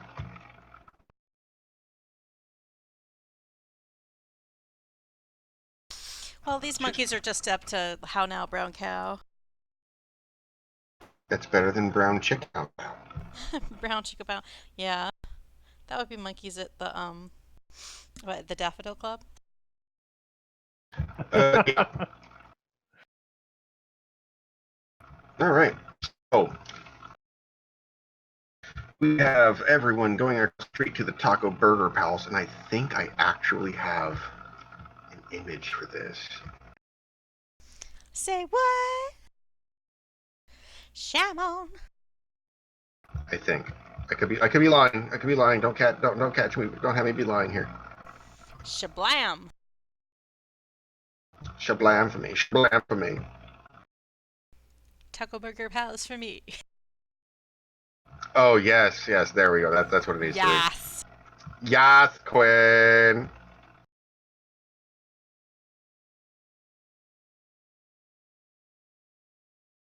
And of course, I can never find what I need to when I'm looking for it, because why would that be a thing? Why ever would that be a thing? See, you like are reflecting so many of the things that I go through every time I DM something. Oh, you're not alone in that. That's DMing, I like just prepare in all this general. stuff and I'm like, where the hell did I put that? Oh yeah, it was earlier today that I was talking about the Murphy's Law of DMing. Like the more you prepare, the way you go in someplace completely different. It was just here. Like I literally had it earlier. Well. Uh, fine. Imagine, if you will, a fantastic place, a crystalline palace that's filled with burgers and tacos. Well, Maybe even a oh, papaya milkshake. I know, revolutionary. Got those nacho fries. All year long! wait. Are they? Did they get added to the standard menu? At Taco Burger Palace, they did. Oh, you're cold. That's cold. I was just differentiating how Taco Burger Palace is the fast food restaurant that we Don't deserve. treat me like that.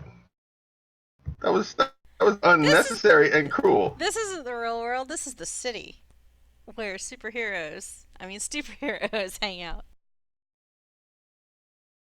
So cruel. It's only the fantasy world that you get nacho fries all year long. And they just announced the release of the unbelievable burger tacos, the meatless. Right. Yeah, the Impossible Burger or the Impossible Whoppers. Impossible Whoppers. I've yet to try it. Although to be fair, I've heard the Impossible Burger, not King, but the Impossible is a brand elsewhere, and all the reviews I said were people were actual carnivore diehards were impressed, which is ironic they launched at the same time they launched their tacos, which were got completely lambasted. Like holy crap! I feel like We went to. Go ahead. Go ahead. Find this. I was just thinking tacos. You feel like there's a specific flavor you gotta hit with the spices that make all the difference. Well, see, back in the day, in California, we had Jack in the Box, and what you would do is they had 2 tacos for $1 and jumbo jacks were $1. The burger, the jumbo jack. And what you would do is get 2 jumbo jacks and 2 tacos. Take the jumbo jack and put one of the tacos on the burger, and actually, and for your quote unquote taco burger, actually be a taco inside the burger, and it was incredible. That is more adventurous than I would not attempt that. It's not just like a taco seasoning. No, it's literally a taco on a burger. The most adventurous I've gotten is one of those hero burgers. Oh, those are good too. And you can't find this, so whatever. We'll just pretend there's.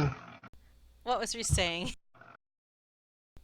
When I don't even remember. Oh, darn it.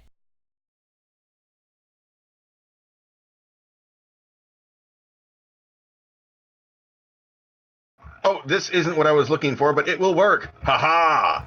Haha. Go figure. I put it in my phone under the food library. Yes, there's a library for food. Don't judge me.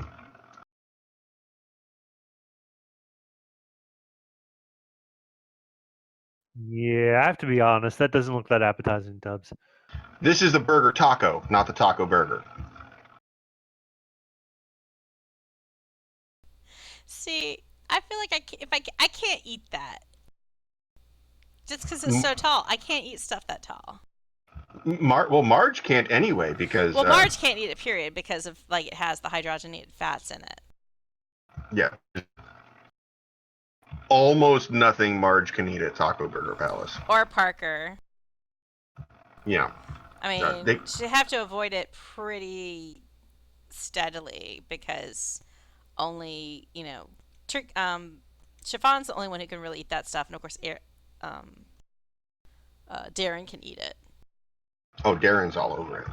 But So like Darren will have like Taco Tuesday, and he'll like he and Chiffon will go while Marge distracts the other kids. Hey Parker, let's watch some superhero movie and pretend that your sister isn't getting all the fast food that you dream of eating. well, to be fair, and this is something that I've come to terms with a while back. At some point, when you forget something tastes like or never know what something tastes, don't really miss it. Like I haven't had a cookie in 25 years. I don't even know what they taste like anymore. Yeah. I literally cannot tell you what a chocolate chip cookie tastes like because I can't eat them. So like, yeah, I don't really know what a fast food burger tastes like because I haven't. so yeah, same thing. You don't miss what you don't like. Okay, whatever. It's not like love the long for it anyway. Or maybe it is. Whereas, if I was suddenly allergic to cheese tomorrow, there would be some sadness. There would be wailing and lamentations. Oh God, I had a nightmare that one time where I became like fatally allergic to cheese, and it was an accelerated version of 6 months. After the 6 months, I went to the grocery store. It was weird because usually you're in other places. No, I was literally in the grocery store next to my house in the dairy aisle, and I ripped open a block of cheese and committed suicide by cheddar right there in the dairy aisle. Yeah, I would be like EpiPen in one hand, block of cheddar in the other. Like, yeah, no, I'm not going with cheese without cheese. That's not happening. Yeah, that's why I can never be vegan. Yeah. Anyway, getting back on track here. Derailed. Because we never derail when I'm around. Never, ever. Whole point. Gotta have cheese. Poor who has to listen to this like nights a week is sitting there just face palming like every freaking time. Every time. He's worse than up. Check Discord. Oh, that's cold. That is so cold. Oh God. Man, should I put that in stream? In on the stream? That's the. Oh. That is the question. That's cold. That's cold. Literally, my palm broke in a cold sweat, wiping it now. I don't see it on the whiteboard, but I'm glad with that. You don't see it on the whiteboard yet? Not. I do. I'm okay with that, actually. It's a candy corn clips up in here. Yeah. I'll delete it now. Ironically, I just realized the dice I'm using are candy corn colors. I just realized that. Well, like, those should be the shittiest rolling dice in the universe. Seriously. I wonder if this is switches. Because the reason that I use them is because they're my least favorite dice, and I never clued into the fact that they're candy corn colored. Wow, the power of the switches. Okay. Anyway, on track again. You're at the Taco Burger Palace. I'm assuming just you pick up something. Management isn't staring at you for just taking a seat without ordering anything. Yeah, Mr. Bits orders the greasiest, most offensive thing that's going to make Marge Evan's Marge, stomach turn. Marge just gets a hibiscus lemonade. Check Discord. Straight up candy corn color. Oh man, it's a bad combination. That's funny. Okay, so after there for about 20 minutes or so, because for you guys it was literally just a walk across the street. A huge jet black, glossy, jet black rims, the matte finish on the vehicle, no chrome anywhere. Stretch Escalade. I'll have to come up with that in post because it's not an Escalade. I can't use that term. Stretch SUV, we'll just use that then. Pulls up and parks right outside. One of the doors opened for an individual who steps out, which you guys recognize as Mr. Evan Schuster, senior executive of Smegma Bank, and the S in Smegma. And he steps out and adjusts his perfect tailored custom slim fit suit, adjusts his collar, adjusts his cuffs, gives a nod to his driver, and approaches, Vaughn being conspicuously absent from this interchange, or from this exchange. He approaches, I'm assuming also, point of that all three of you are in, I'm assuming you're in costume. Yes. Oh yeah. They're Okay, sitting in a corner booth. Just making sure. So the corner booth with visibility of the front door. Yep. And we've determined that Mr. Schuster is that he's not a superhero or superhuman of any sort. Correct? He's just a civilian. That determination has not yet been made. The only thing that is that you've determined is you attempted to, after poking around in Istvan's mind a little bit, you attempted to penetrate Evan Schuster's mind as he was walking away in the hallway of the hotel, and were completely and utterly rejected.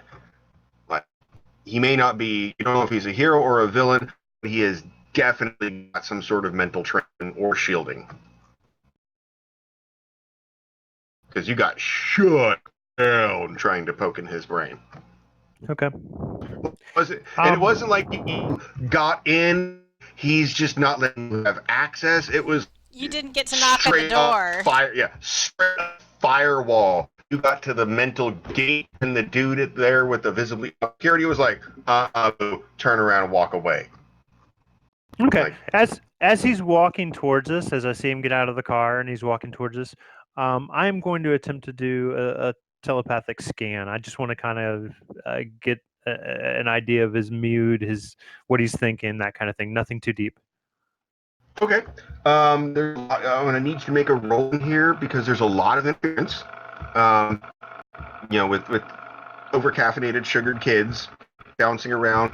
Right now it's 7 o'clock or 7. Actually, it's closer to 7:15 ish on a Friday evening. So you've got all sorts of, and you're in downtown, center of downtown. This is one of the busiest burger palaces around. It's hopping. So there's and the kids' ball pit is right behind us.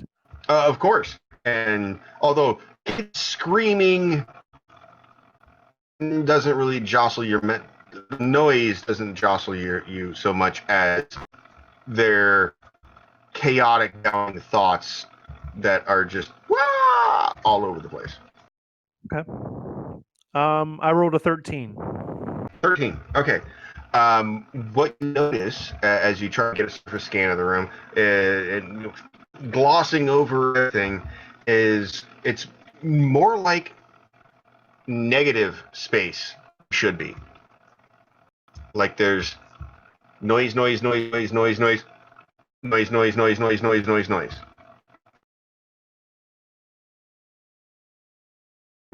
Okay, so it's clear that he's got some sort of shielding. You're at around this him. point you're pretty confident he's there. There's something you don't know what, but yeah, he's definitely got something to block out, Okay. or at least make it significantly more difficult. Now, is he aware when I attempt and fail this way, or? For surface scans, no, just a surface scan. Now, if you try to like, you have it. He's probably aware that you. No, because you were doing surface scans. So he wasn't aware in Dino. Um, a surface scan, a surface scan doesn't do anything. Superficial thoughts are easy for telepaths. Okay. It's when you want to get into like deep to their brain The that nitty gritty. yeah. The superficial thoughts are kind of like your monologue that you have going along, in your own inner voice, which is usually things like, man, I have to empty the dishwasher when I get home. Shit, they took Friends lineup, man. Oh, the dog Oh, farted. shit. Speaking of the dog, I forgot dog food. Crap, I got in the grocery store. Oh, and oh man, the traffic was backed up. Yeah, it's not usually anything of consequence unless someone has no mental. Like, I'm getting fired because I just lost my boss. Did she buy it? Did she buy it? You could pick up on things like that. You wouldn't necessarily know what the lie was unless you probed. Okay. Think of it like another way to think of it, like Deanna Troi from Star Trek, The Next Generation. Like, no one knew that she was reading them. That kind of thing. You just get those sensations. Right. So yeah, he approaches. None the wiser that you found out, or are pretty convinced at this point that there's some mental shielding going on, or either that, or he's just exceptionally skilled at keeping his brain silent, which walking meditation kind of level. And he approaches because you guys are pretty obvious, being that you glow. That's you're not exactly at this point. Uh, Stitches, take a deep. He goes, all right, I'm here. What's the why in this establishment? What was the question again? I didn't catch that. Oh, he goes, why am I in this establishment? We have some information that you might be interested in. However, before we take this partnership any further, we kind of need to understand who we're dealing with. We kind of want to understand your relationship with the Russian mafia. There seems to be some thought. Seems to be some thought that Esteban is part of that. Well, yes, of course he is. Why wouldn't he? Okay. I told you in that meeting that we like to keep our finger on the pulse of the underbelly of the city. We like to keep it in check, if you will, in control, so that the things that happen minimize collateral damage. They operate with some form of decorum and some sort of organization. Otherwise, it's just complete anarchy and people die. The Disco Emperor's people are experiencing. They broke our pact. They're getting slaughtered like flies, and there's a civil war going on. They didn't pay attention. As I mentioned that night, and I'm sorry. He reaches over to Mother Nature and Evan Schuster. We met before, but not necessarily in quite this capacity. Do you accept the hand? Yes, but she's kind of like dubious. It's like she gives like the limp hand. Oh yeah, like the I'm just like squeezing fingers gently. Yeah, Mother Nature. And he returns. Yes, we like to keep our fingers on the pulse of the underbelly of the city. Control it, keep it regulated, if you will. As I said before, that on day, which uh, frantically checking calendar. Yes, Wednesday. 2 days ago. Um, 2 days. yes, yes. I should share the calendar with you guys so you can see how insane it is. We is busy. That's why John Swanson wants to kill you right now. Well, Everything that we haven't caused any paperwork, I don't think, since this morning. well, did kind of you don't Mother Nature doesn't know this, but Mr. Bits did kind of assault an unarmed and Oh, in he zarped a prisoner. prisoner. He kind of zarped the prisoner in the cell without aggravation. That's gotta be. So, That's just one um, form. I'd withhold. I guess hold up the fact armed because he does have his acid spray and he did shoot it at us. Unfortunately for him, there was glass between the two of us. yes, but there was no Uh, risk to you. And I left him alive. Haven't they heard of good cop, bad cop? Semi-murdery cop. Y'all were just both bad cops.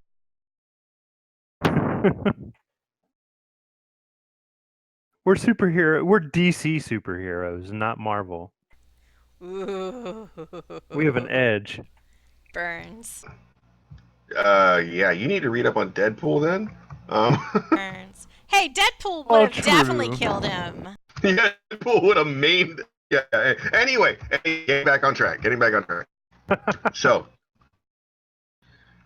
we're at the Taco Burger with Evan Schuster. You dropped your bomb or played your card that to call him out that he was associated with Don and the Russian mafia, and he went.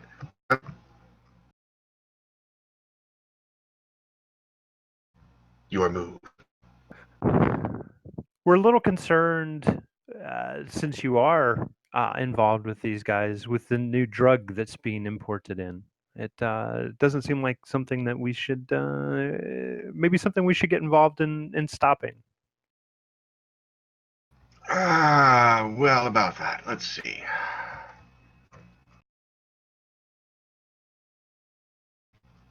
He's looking up at the ceiling, takes a long thought, heavy sigh, and goes, um,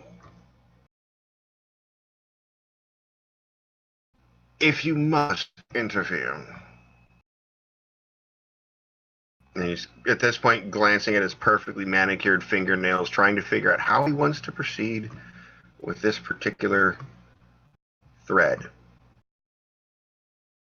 And said, I can't. Obviously, I can't stop doing that. If you, um, I will say though that you definitely earn the honor of Lorna and turn attentions towards you. Not so much the defenders, but you personally.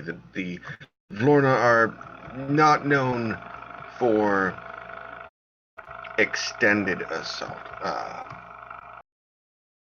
Other mafias in history are known for example, going after family and associates and friends. No, the Vlorna are just more of a very rapid, very quick strike retaliation, and then get back to business. Um, one might even say, fix the problem, not the blame. In this case, the problem would be you, not the blame, which would be me. Wait, is he threatening us? No, Oh not at yeah. all. Mars doesn't I'm like these not. words. Mars doesn't like these words at all. I'm not threatening you in any way, shape, or form. I'm simply saying what the effects would be. Because My bottom line is unchanged. I have no financial obligation or financial benefit from the Vlorna operating the way they do. They're going to continue using our services and our protections, but they don't offer us much other than Istvan, who's here for me on a personal matter and not related to that of the Mafia themselves. All right. Anyone who wishes to do may roll a smart detect lie to see if they believe. March will try that. I have a feeling Marge is over there rolling smart plus detect lie on every word that comes out of his mouth. I rolled a 14. Okay? I rolled a 12. Okay. Tyler? Oh, I forgot Tyler can do things. he's just paying attention to his jalapeno poppers. Tyler's like looking in between all of the grown-ups. He's like, oh, she said, and then, oh, he said, and then, oh, ooh, he said. I take it he didn't roll. Tyler cannot believe it. I'm checking to see if because I've already forgotten if he has detect lie.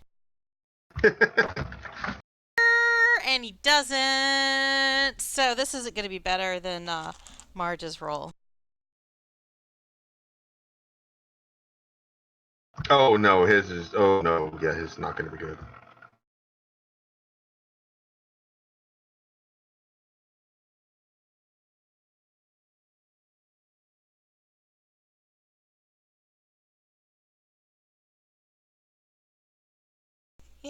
Uh, oh, she's 3. 3. Okay, yeah, Sure. 3. And this is all like so. He believes all of it. It's like, whoa. No perception of Oh, nuance. everything at face value. Everybody's a badass. Everybody is laying it down. There are tensions so thick you can cut it with your fingernail. There are no layers. There's no nuance. Okay. Oh, I should probably tell you the results of the rolls. Yeah, no, there's definitely a veiled innuendo. It's not so much a threat, but it's kind of how would I put this? It's like talking to a UFC fighter's manager. Says if you tell him this, he's gonna kick your ass. Like I'm not threatening you, but if you go tell him that his nipple ring makes him look kind of queer, he's gonna beat your ass. Like it's gonna happen. I'm not threatening you, but it's gonna happen. And That's I mean, Marge is like, hold my hibiscus tea. she's like, hold my beer. Hold on. She does not respond well to this kind of situation.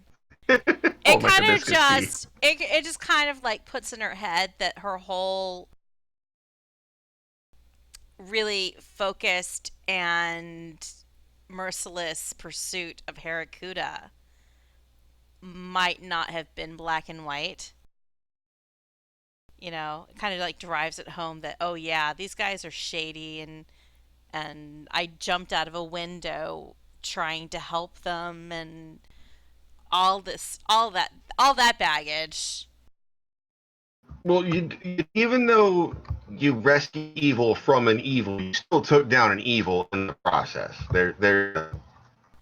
It's like there were kids to rescue, okay, but she was rescuing an evil from another evil, and now they're actually dealing with them. They're like, you know, doing these like information deals at Taco Burger Palace and Dino Tells, and it just feels really squicky to her psychologically. And you know, lately she hasn't been in a really good. She doesn't respond well to people threatening her. or people she likes. So that high from the Puniva convention is definitely eroding. Oh Does yeah. Mr. Bits have anything to throw in at this point? No, I don't know. Considering that it's pretty clear that we're being threatened here, I think it probably makes most sense for us to cut ties and move on. I don't know that we need to be openly aggressive to him. We don't need to start a battle on another front. Um, He's not a but contact we can reach out to anymore, I don't think. I don't think so either. I don't think we can trust him. And Marge is looking at Schuster like he's a monkey like squishing poo against the window.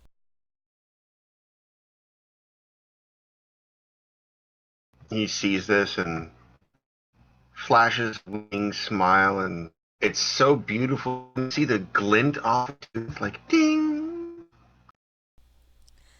Yeah. Shit-eating grin. It's like, but in his mind's eye, you see there's like things dripping venom, like there, of course, but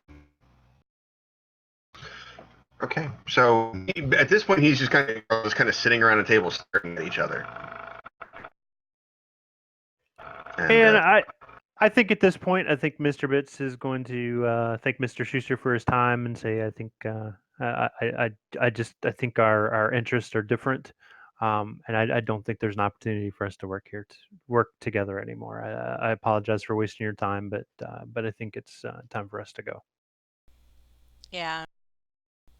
And Marge kind of has this "you are dismissed" body language. And Tyler's still like looking between everybody, like what's going on? um, you need to roll a check to see the shift in body language, the subtle rise of the shoulders, the inhale from the chest, not the stomach, and the well then. Thank you for taking my time and my one evening a week that I get dinner with my family. Heading back and hoping they're leftovers. He pushes his chair in. That Tyler's like, "Oh, you want a jalapeno popper? They're delicious." The glare you get, like you can almost see snowflakes dropping off it. It's so cold. Tyler is oblivious. Completely oblivious. Keeps talking. They're delicious. They're hot. They're hot Turn, and tasty and just the right amount of spice. turns heel and walks off as Tyler is still talking. Your and loss. Mr. Bitts in his dust basically says, "And good day, sir." Well, that guy's a total loss. Waste of time. I I mean, wouldn't. I feel like we were totally played until even looking into his interests. We got taco burgers, and so Yeah, yeah. Oh, yeah, Mr. Bit's got like the triple taco burger, which has like the 3 beef patties, 2 tacos in between them, And cheese all over, Marge and feels taco her sauce. skin kind of get a little rashy just having like the air around Just this the taco proximity burger. of it. Yeah, the little microscopic taco burger atoms are giving her a rash.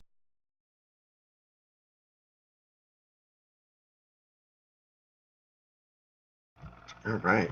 So y'all are in the taco palace after having watched Evan Schuster, one of the primary executives of Smegma Bank, stroll out. It, not in the best of moods. Um, what are your thoughts? What would you like to do? Well, it's good enough for the Eccles and Gutierrez kids. Speaking of which, now I was about to say this. Mother Nature inventory. You should make a mental note that you actually have the phone numbers for I do. I have two of the contact kids. info for Boy Eccles and Junior Gutierrez of Smegma Bank. Playdates Yep. and show the kids the meaning of fun. Yeah, like that was just like 3 days ago or something, I think. How was that? The play date. When we showed them the meaning of fun. Actually after Hotel, so. Oh, was it after Dinotel? Yeah. Yep. The execs at the Sister Mary Heart Attack Hospital found the kids taking the dog a burger ballast across the street from the bank, went bowling with the execs. Same suspicious notice found, and March scrolling. Oh, I could have sworn we did that in the activities after the whole building siege. Oh yeah, that was the same day. Yeah. Because Elephantum took the kids to safety at the Taco Burger Palace. Yeah. Which, ironically, is the one that the one that you're at. That's a different one. That's the one across from SmackDown, the one across from Defenders HQ. They're everywhere, you know. That's why after the whole battle outside the inn parlor, I was like, "Is there a Taco Burger Palace here?" Well, that's why when you call them, meet us at the Taco Burger Palace. Which one? Care to narrow that down? Meet at the 7-Eleven or meet us at the Starbucks. I mean, isn't there a Taco Burger Palace inside Smegma Bank? There the was. Lobby? There was. Before it got explodified? There's a Taco Burger in the food court of the HQ and across the street because the civilians can't use the one in the HQ. Yeah. So tell me, what are your thoughts? What are you doing?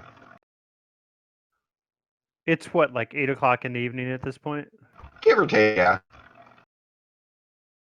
I'm not sure there's much we can do at this point. I think we need to let Marge get home to her family, and I think we, at least, Yeah. I think Mr. Bitts calls it an evening.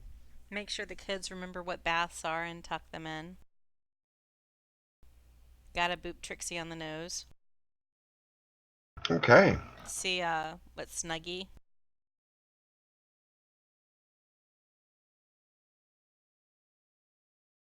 All right. So everyone goes home, does their nightly routine. Tyler, are you going back to the bowling alley? Yeah, Tyler's gonna use this opportunity to go to the bowling alley. Bowling alley? The bowling alley to see Chewie, and like, you know, he's gonna work some for free because he likes the bowling alley. And like, you know, say hey to Ray. And you know, talk to Chewie about joining the Defenders. Wow. Gee, so you're gonna let you know that you're now officially a Defender City? Yeah, and I guess he kind of has to give his notice because he hasn't done that yet. But Tyler doesn't want to completely break ties because he still wants to like be able to take jalapeno poppers, even though he has a card to get them at Defenders HQ. But you know, Tyler isn't gonna just cut off a source. You know. Right. It's not so much that you want to be. You don't drop a supplier just because you get there's another one. You know. Now he has two. Two suppliers of the tasty deliciousness. Plus, he needs to like, you know. I mean, I guess Defenders HQ has a bowling alley too, but Lotta Balls has like the prompters that he likes, and they've got like the pencils that he likes. He knows how you know the floors are waxed.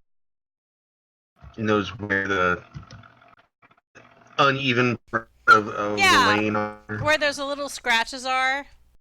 Yep. Yeah. So he wants to stay in touch. So he might be moonlighting a little bit. So, not full time, but maybe a few hours here and there. And it's not like Ray was paying him like actual minimum wage, you know. No, because he was letting you live in the back, so yeah, part of and your kind check. of paying him under the table, so it was a bit shady. So instead of giving your notice, it's more of a reducing your hours kind of thing. that what I'm hearing? He's like, I'm not, I'll be here when I'm here, but you don't have to pay me. Just let me, have access to stuff. Oh my And god, free that sounds like my poppers. gardener. Do you give your gardener free jalapeno poppers? No, be here when I be here kind of thing. Like, really? Oh god. Anyway, personal life bleeding into the game. Okay. Wait, this is Wednesday night or is it Friday night? This is Friday night. We're at this point. We're at Friday night, circa 9 p.m. So yeah, We are 12. No, not 12 hours. Closer to 15 hours away from the Crab's retirement party. So Tyler's gonna say, okay, I'm gonna try to work Tuesday and Friday nights, maybe Sunday afternoons. So don't completely write me off the schedule, okay, Ryan? He just kind of browses and like whatever. Um, and a note for bits: your glowing should actually fade out at circa 3 p.m. on Saturday. So, Yay! So I won't glow at the party. oh no, you'll be glowing for 3 hours of the party, but. So in some of the party photos, you'll be glowing, and some will be normal. Oh wow.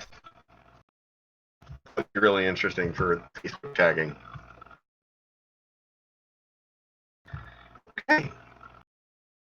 So yeah, we're circa 9 p.m. Is there anything else I want to do other than get an actual night's sleep where you did not have your life threatened? Well, we Wow. did. We did, yeah. Well, no, it was more. See, It was there's a just difference a between a verbal threat and a. threat. No. There's a difference between a threat and a warning. He wasn't. He's saying, threats. You do this, I'm gonna kill you. Then you mess with them, it's not gonna go. That's a warning. Tomatoes. Well, I suppose that the difference being in this case, Schuster doesn't really care. Like, I think Mr. Schuster is more involved than he's caring to say. So. Well, I mean, I'm sure they're making tons of money off of the legal fees for these criminal enterprises. So he is directly involved in that way. well, Tyler has heard of it. Mother Nature doesn't. Heard of it. Miss has heard of it. Is way his philosophy works and his business model works. You remove one element of the criminal underworld, it is immediately replaced with another element. So you keep control of it. You take out the Vlorna, someone else is immediately going to slide into a place, and they're established. So who they get their money from, they don't really care. As long as it's regulated and controlled, and done in a clockwork kind of fashion. This is why you get people with crazy hair up in your offices exploding stuff. In D&D terms, he is like the picture textbook example of lawful evil. Yeah.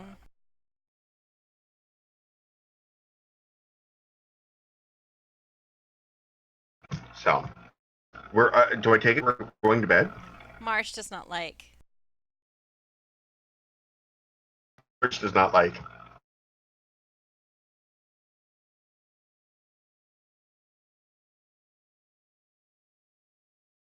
Did I get lost? I was just thinking. Everyone's deep in thought. I was thinking about Marge and the kids. She's, putting them all to bed, kicking their pajama butts, Doing the up the stairs, into bed, reading the little books about about the crab.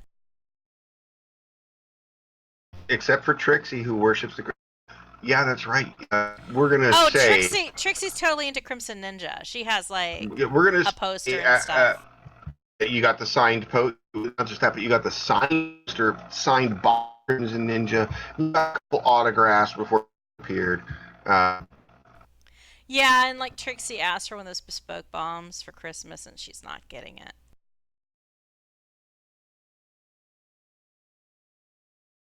all right, so yeah, that's